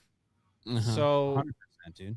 Hold on, let's clarify. The who's fucking aliens in a marijuana trench? We all are. I need to translate. I'm looking out for all the New England listeners who don't understand Juan's thick accent. Mark, what are you smoking on, dog? What are you smoking, that crap over there, dog? Dude, there's a few things that Juan said so far that I'm like, hold on, I need to clip that and make that into a sound effect. But tell us a bit more about this marijuana trench and who's fucking aliens inside of it. The Mariana Trench is the deepest part of one of our oceans. Marinara. The Marinara, and there is animals like this in there that look. This is an alien. It's not a Pokemon. It's a Pokemon. No, that's the jellyfish from Finding Nemo. The Dumbo octopus. Okay, there are things like at the bottom of our oceans that look like have you ever seen a manta ray on mushrooms? It's an alien, dog. It's an alien. How do another Juanism? How do manta rays get access to mushrooms? No. I'm just gonna keep decoding your phraseology, Juan, because I think it's brilliant. While you ingest mushrooms, if you look at a manta ray, this is an alien. Look at this. This is amazing. Those are the craft that fly out of the ocean and go into space. Literally, look. No, dude, that's what people see. It's not a spaceship, or it is, but they're manta rays. They go down in the ocean, they fly around Earth, and they go into space. Into the water in space. They just go from water to water, Whoa. Can we get a picture of the manta ray's mouth? Wait, again? what? Wait, Kyle, what? Whoa. Well, so we're going back, I guess, to what's outside of space in the flat Earth model or whatever. Well, in the Bible, and I'm not a biblical person, but it's an ancient text. It says God separated the waters from the waters, and people think that means like the land, like the continents. Whoa. But other people think it could mean like the seawater from the water around, like in space. Like there's the atmosphere or whatever, or the dome or whatever is that separation of waters. Makes sense. Yeah. Yep. And so you think What the fuck? fly outer space? Well, you've seen those craft, right? Those there's a term, like an acronym for them, that they're Unidentified submerged object, I think. USOs. Yeah, but they also can fly. It's a type of craft that can fly in water, air, and space, allegedly. And that's also in the Godzilla versus King Kong movie. They have one of these crafts. That's how they get into the Hollow Earth. But it's like it can fly in all terrains. Have you guys seen this? The Baltic Sea anomaly. Have you guys seen that? It's like Millennium Falcon, dude. Yeah. Holy shit. The bottom of the Baltic Sea. And what the fuck that's it? No, this is not it, but the actual scan of it. For the audio listeners, it looks like a fossilized UFO on the bottom of the ocean. Yeah, kind of like Millennium Falcon shaped. Mm-hmm. So we don't even know it's the bottom of our oceans, let alone they're going to tell us what is. You know how many miles there are in a light year? 7 trillion miles in 1 light year. So how can you even wrap your head around that? Okay, so we've established that NASA is shady. They're lizards. There's only one organization, right, that is this gatekeeper of space, being NASA, because all the SpaceX and all these other entities, they operate through NASA. NASA pays them. And NASA being the government, 100%, they're shady. But focus on the bottom of our oceans first before going out to understand Mars, Pluto, Jupiter, Saturn, all this stuff. And you'd think if they really wanted to learn more about the oceans, they would take these $1 billion, $1 trillion telescopes and just turn them back at Earth. and look down. You know what I mean? Like if you can look through a billion light years with these fucking telescopes, allegedly, you should be able to see through a few miles of water. You know what I mean? Mhm. And really see what's going on. But I don't think they Absolutely. want. I think that's where a big secret has always been in the ocean, dude. And Maybe it's Atlantis or just like mermaids or some shit. I don't know. let's see here. Check this out. The Japanese Atlantis. Yanaguni. Yeah, bro. The Yanaguni, yeah, the monuments. Check this out. This is underground. The government says this is nothing to see here. They don't want you around here. They're saying this is nothing. This is like this is natural. They said this is natural. Okay.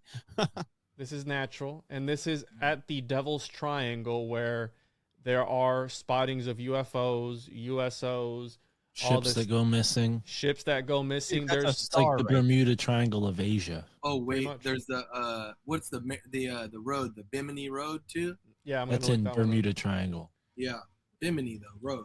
Yeah, that's Bermuda Triangle. Right Show there. you a Bermuda Triangle, son. Bro, we got the shades. We got I the know, shades on now, dude. had to follow- Everybody's strapped up with glasses on the podcast. If you're not listening via video, we do some live streaming. Juan's got a fucking YouTube Oh, wait, channel. we're live right now. That's what StreamYard says. I don't know. No, we're not live right now, bro. But Oh, we're just recording. I'm planning on doing another live stream soon. I found a way to do it on Instagram. I want to check it first before. I want to check the cropping, how it looks first before I do it. But my next live stream is going to be on YouTube and Instagram. But yes, Tune in for Juan's cropped stream where he's dressed in a crop top. Crop tops only. We're going to be putting this on Patreon and Rockfin too. So everybody who wants the video version of the show, support us. And also support Kyle. Kyle is the host of the Big Dumb Podcast. Hi, I'm Mark, host of a lot of different podcasts. I feel like I missed out on the beginning of this podcast. So just butting in with a quick little intro here while Juan gives us a slideshow. You self-promoting son of a bitch. Yeah, and I totally forgot to start recording on my end, so someone's gonna stream this audio. Oh, I'm not recording on my end either. Juan, you better be recording on yeah, I'm your end. recording on StreamYard, both audio and video, and recording on my Roadcaster audio. So. Cool, thanks. Oh my God. Professional. Hey, Oh my God. look For audio listeners, Juan is in juicy sweatpants and a crop top. He's looking very much flash dance right now. It's sexy. Mhm. and he got a new cutout of Nick Cage in the nude. Oh no, I didn't. I wish. Hey, so you should look up if you want to see aliens under the ocean. Look up the mantis shrimp. Oh, Look it up. Mm. Juan. This Yeah. thing's fucking nuts, dude. That's the only thing that can like break through the glass of a aquarium, right? Oh, dude, Wow. it can basically its hands. It's got some like UFC like this thing could take Mike Tyson. Its hands can No, it punch can't. so fast that it can like it's What? so fast Yeah. it boils the water around it and No. creates a flash of light. Yeah, bro. Yeah, but like if Mike Tyson was swimming next to it, he would just grab it and crush it. it's Well, got I'm saying, like, proportionately, if this thing was Right. life size, we'd be fucked. it's got Right. the power of a 22 long rifle. Yeah, the strength exactly, of its. dude.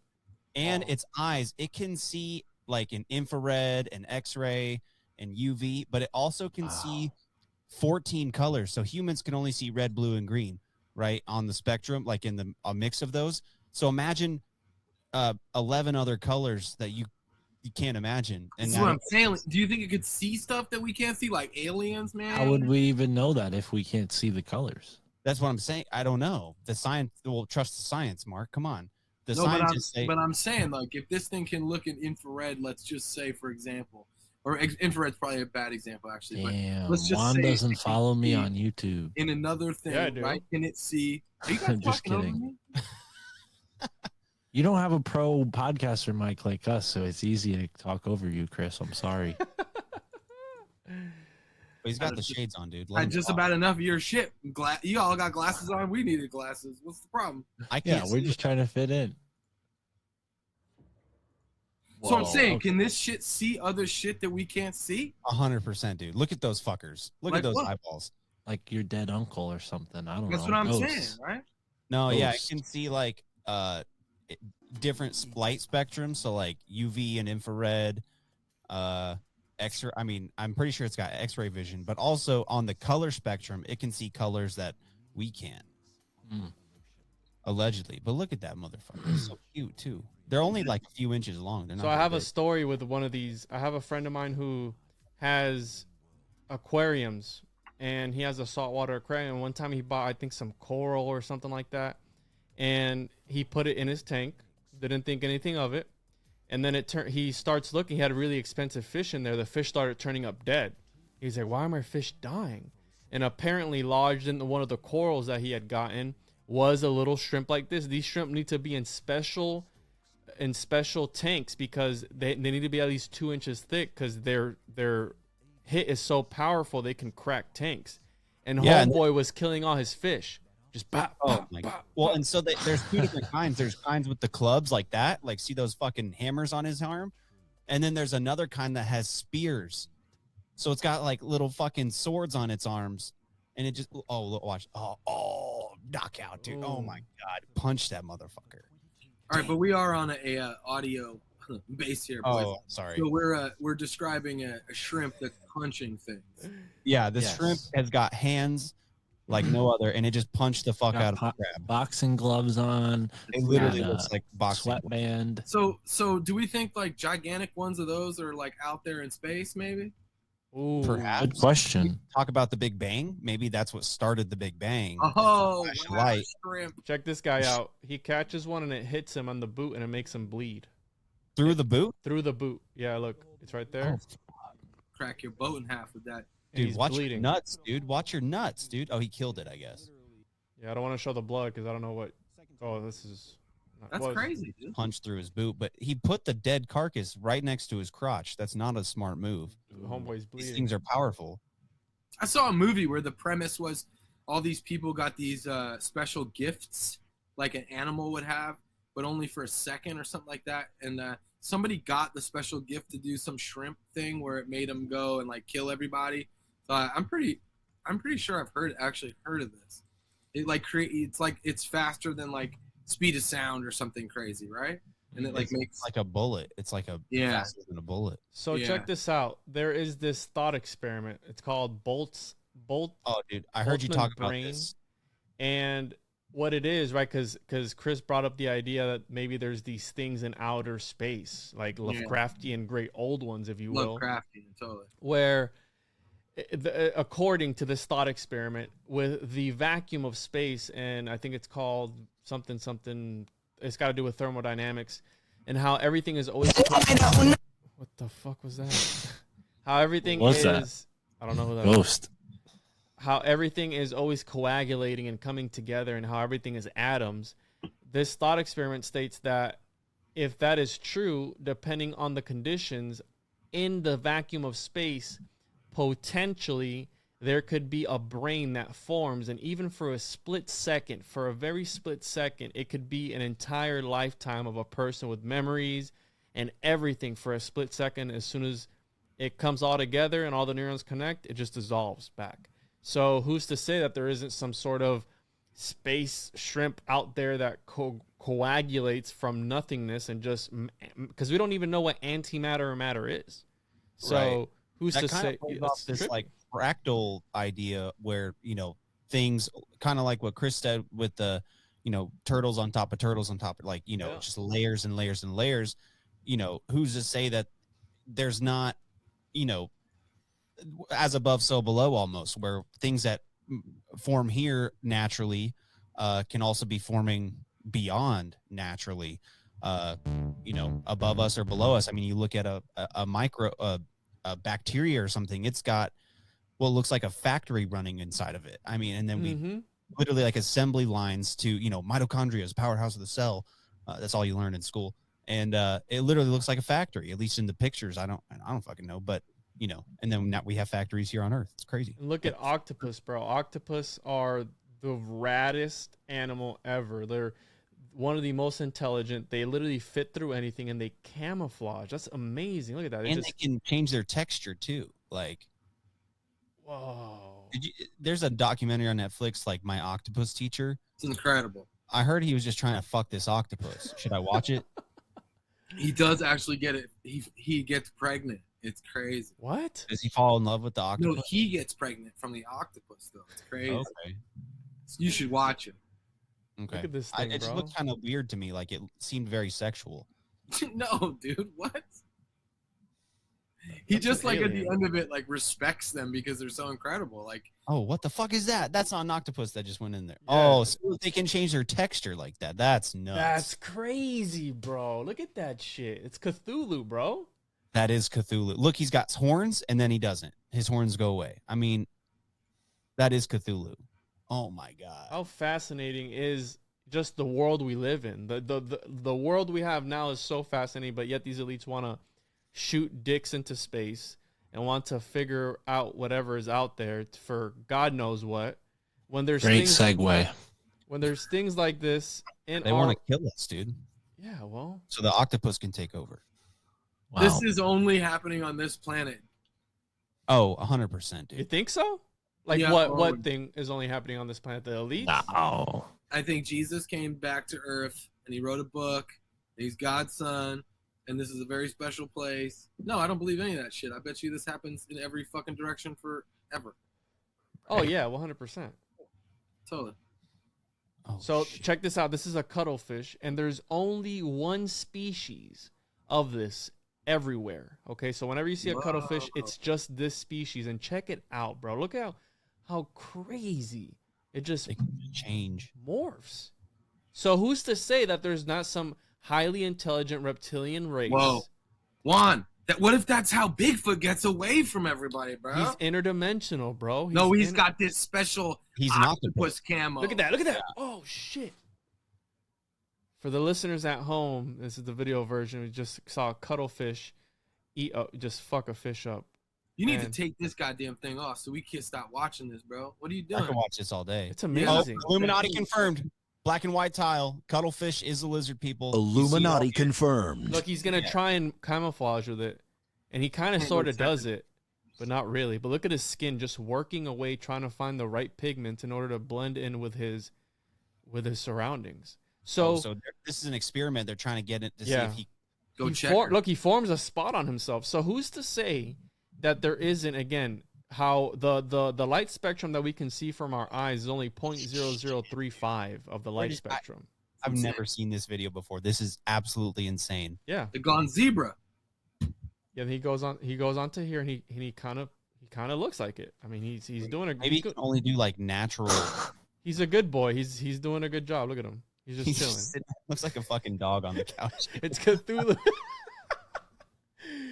It's Cthulhu, man. Dude is a good boy.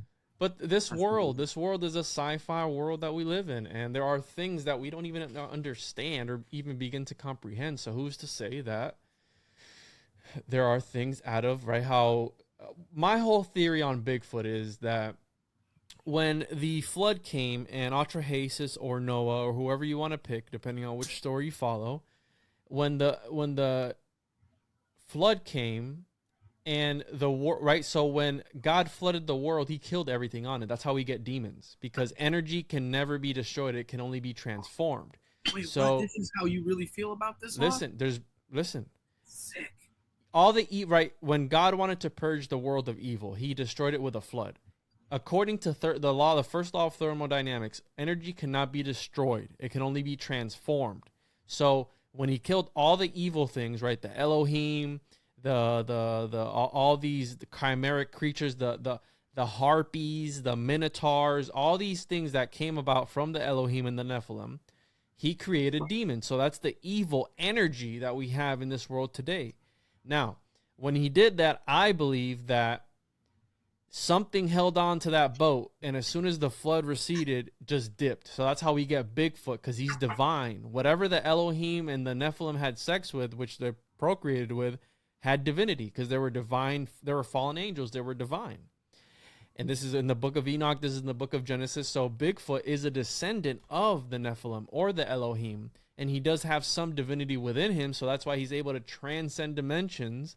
And that's why we never see him. That's why we never see bodies or anything. Well, I'm not discounting that. I think there's some validity to what you just said. But wouldn't that make us divine as well? Even though are. we aren't necessarily. I know, but can we not transcend dimensions like in Bigfoot style, or is his power just crooked in a way that he can do that because he kind of, it's almost like fallen valor, you know, like he So check this out, the Book of Enoch, right? And the reason that's what the elites don't want you to know, I do think that life back then was like Harry Potter. Language was magical and all this shit.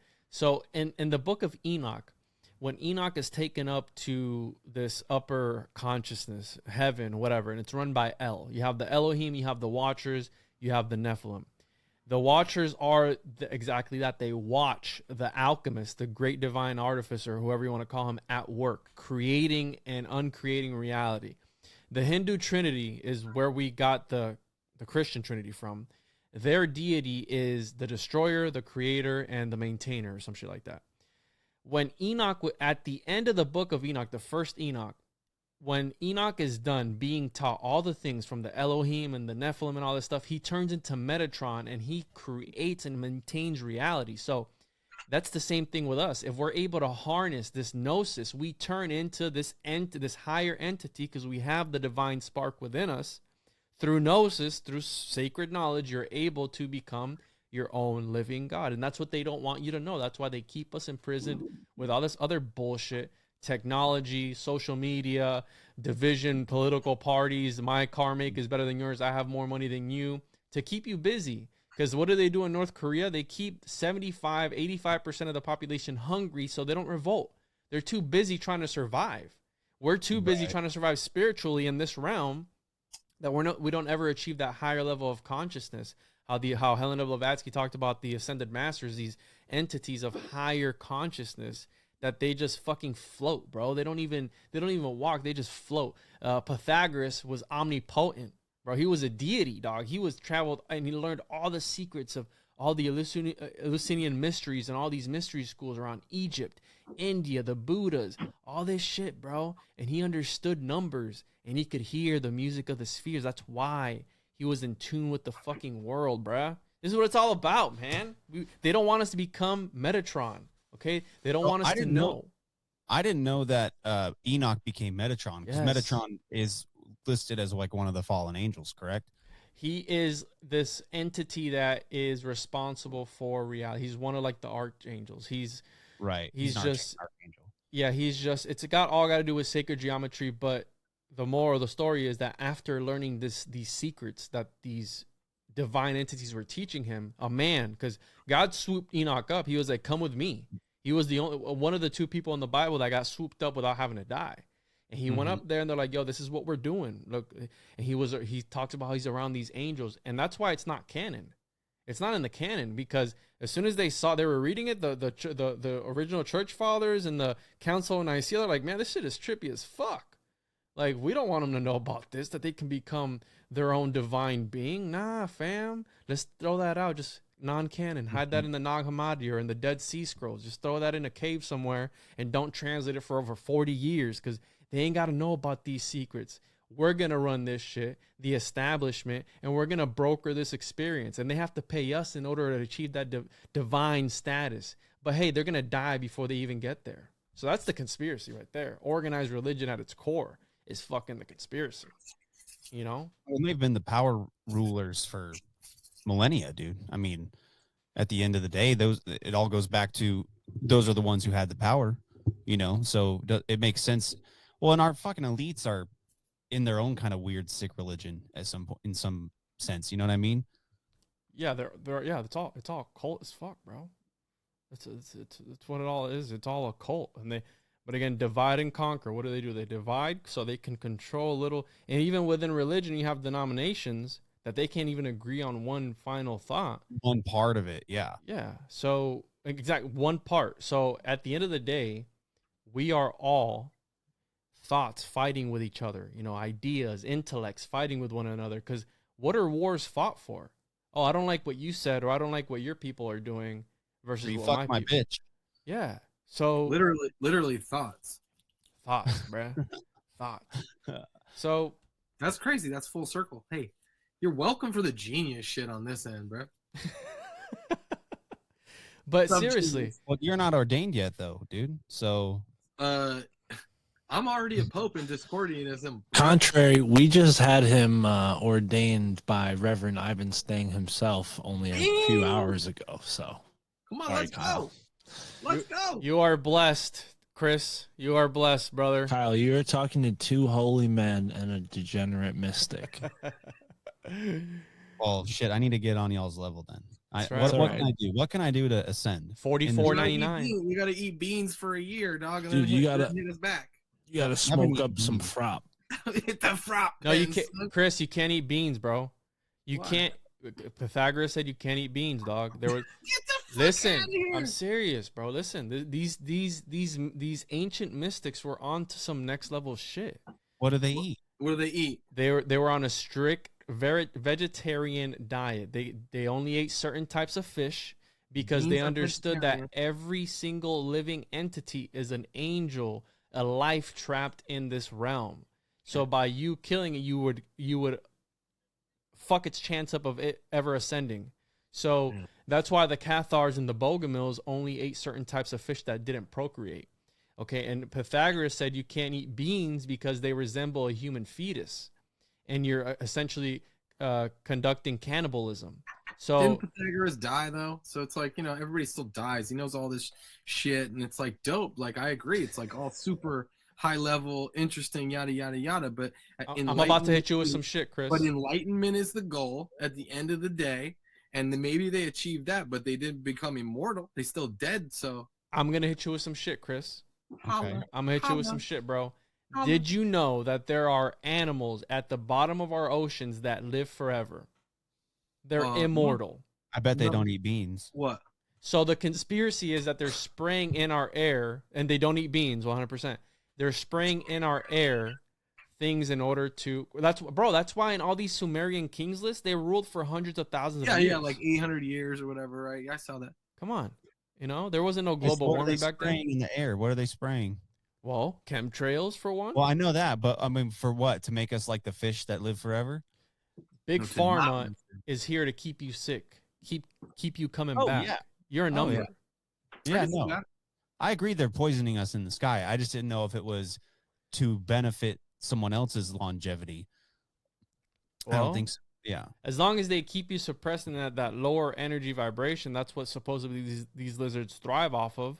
That's Yeah. Dude, I think the conspiracy behind the Space Force is because they want to go to Saturn, because Saturn is controlling this simulation through cymatics. You're on some David Icke shit. Bruh, I'm Dude, telling you. cymatics. I blew someone's mind with cymatics the other day. I was like, look at this shit. And they were like, what? Yeah, it's already known that sound affects things on a molecular level. Like Dude, you talk to your water, dude. Like you just tell your water, hey baby, I love you. Dude, It's as you guys started talking about cymatics, my girlfriend hit the sound bowls that are in the place that we're at right now. So, that's dope. synchronicity. Shout out to Liquid Death. Thanks for the box. Shout out to Tara mastering the sound bowls. That's right, Tara. Shout out to Tara. So, anyways, sound does affect matter on a deeper level, and the Pythagoreans, Chris, believed in metempsychosis, which is the transmigration of your soul. So, depending on how you were in this life, you would be reincarnated eventually as something else, depending on what you were in this life. So, if you were a shy, timid person, you would be reincarnated as a deer, or as a rabbit or something. If you were like a mean, evil person, you might be reincarnated as a wolf or something with teeth, something nasty, evil. So again, that's why they believed in eating a vegetarian diet and not killing it. Why do you think I have a cock on my hat? Nourish your cock, Chris. Remember what I told Is you, your bro. pinky? Nourish. So, Juan, do you eat a vegetarian diet? Fuck no. I'm here for a good time, not a long time. Okay. Oh my God. I think that's what Chris was getting at 5 minutes ago before you hit him with the knowledge. I think you're wearing a cock on your hat because you're showing what team you're on, bro. Team cock, bro. Team Abraxas, son. Team Abraxas, bro. Was Abraxas just a giant dick? No, Abraxas he was the cock-headed god. Yeah, No, yeah, I know that. Yeah, cock-headed. cock-headed, bro. Dude, So if you rude. combine the cock with this, I'm reaching here. If you combine the chicken with the snake, you kind of get like a limp cock. Depending on what kind of snake, bro. Yeah, I don't know. Maybe if it's a cobra, hard cock for Yeah, sure. hard cock, bro. So it's all about the serpents. Be as wise as a serpent. That's why they said that. Wow, you really tying it all together. The Naga people, bro, there were serpents. That's why when you go to these Hindu temples, they had giant serpents. The Naga people. Again, What's these the other one? What's the Mexican ones? Quetzalcoatl. Quetzalcoatl, the feathered serpent. The Yeah, serpent right. symbolism is everywhere, and the reason is because it's tied to the divine feminine. Because snakes don't need a mate to procreate. So Yo, have you guys watched Conan the Barbarian lately? It's all about snake cults, bro. yeah, Very because cool. immaculate conception. If you don't need a male to procreate, you have the dude. immaculate conception. Oh, that's why it's like it's considered the like the most like a divine animal in that way. Divine that makes feminine. sense. Yeah. That's because that means it's like the what's the thing that the Satanist The Baphomet. the tits and everything. It's the same thing, right? It's both of them. Mhm. Oh, because Well, dude, we're coming up on in an age in our world with our technology. I was in high school, and my one of my science teachers told me that at this time, this was 10 years ago, that they were working on they could take a skin cell from a woman's arm, like just a skin cell or whatever, and reverse engineer it into a male sperm cell with her DNA, 100% her DNA, and inseminate herself. This is what I'm saying, dude. It's like if you guys think or anybody thinks that this shit has gotten to this level inside of like 1,000 years, supposedly, and this isn't happening everywhere through space, like I think we'd have to be joking ourselves. yeah, 100%. Right? Because it doesn't take us this long. It took 1,000 years to make fucking email out of nowhere. I mean, this is crazy, bro. You know what I'm saying? You're telling me Jesus was banging rocks together 1,000 years later we got fucking iPods. Get the fuck out of here, dog. Well, Like somebody, you know what I'm saying? It's like Dude, even 100 years ago, we were banging rocks that's together. what I'm saying. Like another 500 years from now, we're gonna be a fucking iPod. we're You still know what I banging mean? rocks, bro. We're still moving that rock and banging rocks. We're still doing all that shit, bro. This is Maybe what bang the some scary. more This is the scary part. I feel like if we keep going at this trajectory, we're all gonna get uploaded into some like aliens iPod. You know what I mean? I don't think you're wrong. And I think Juan made a good point earlier, but I want to counter it. He said that they use this technology to hold us down. I think that our technology can actually be extremely beneficial to us as a society, but it's in the wrong hands. You know what I mean? Like Transhumanist. No. these fuckers want to put us in a computer and stuff. Like, no. We've had amazing technology for decades where we could stop quote unquote climate change. We could have free energy. We could live in a free and open society where there are no wants or needs for anybody, but you can't control people that way. So the technology, while it is holding us down right now, it also can be our saving grace. You know what I mean? It really can. And I think we got to get the technology into the hands of the people and into the hands of those who want to help us. You know what I mean? Well, Like, don't trust Elon Musk, dude. He's not here to help you with anything. You know what I mean? it takes the dragon to slay a dragon, and it takes a demon to kill a demon. Okay, so here's the thing with that: there's enough movies about this shit where the AI takes over. Okay, the AI is the one we want to stay away from because how Elon Musk wants to put us. They all want to live forever. That's why the Egyptians were so obsessed with the afterlife. That's why they mummified all their bodies, because they thought that they could come back later to bring their bodies back. Right? They understood that the body is only a vessel. Now, when it comes to these guys that want to live forever and they want to put you in a fucking computer, who's to say they're not going to control you as soon as they put you in that computer? That Of much course, easier. man. There's That's viruses. the whole like Black Mirror idea, dude. Yes. You're gonna like get sucked up into this thing where it's gonna be like, dude, you're gonna live in paradise forever with the people that you love. No, motherfucker, I want to die and go to Valhalla with the rest of my dead people, Brett. Like, what the fuck is you talking about? Like, you know what I mean? Think about it. You're gonna be in a vacuum cleaner forever, bro. You know what I'm saying? It's not gonna be tight.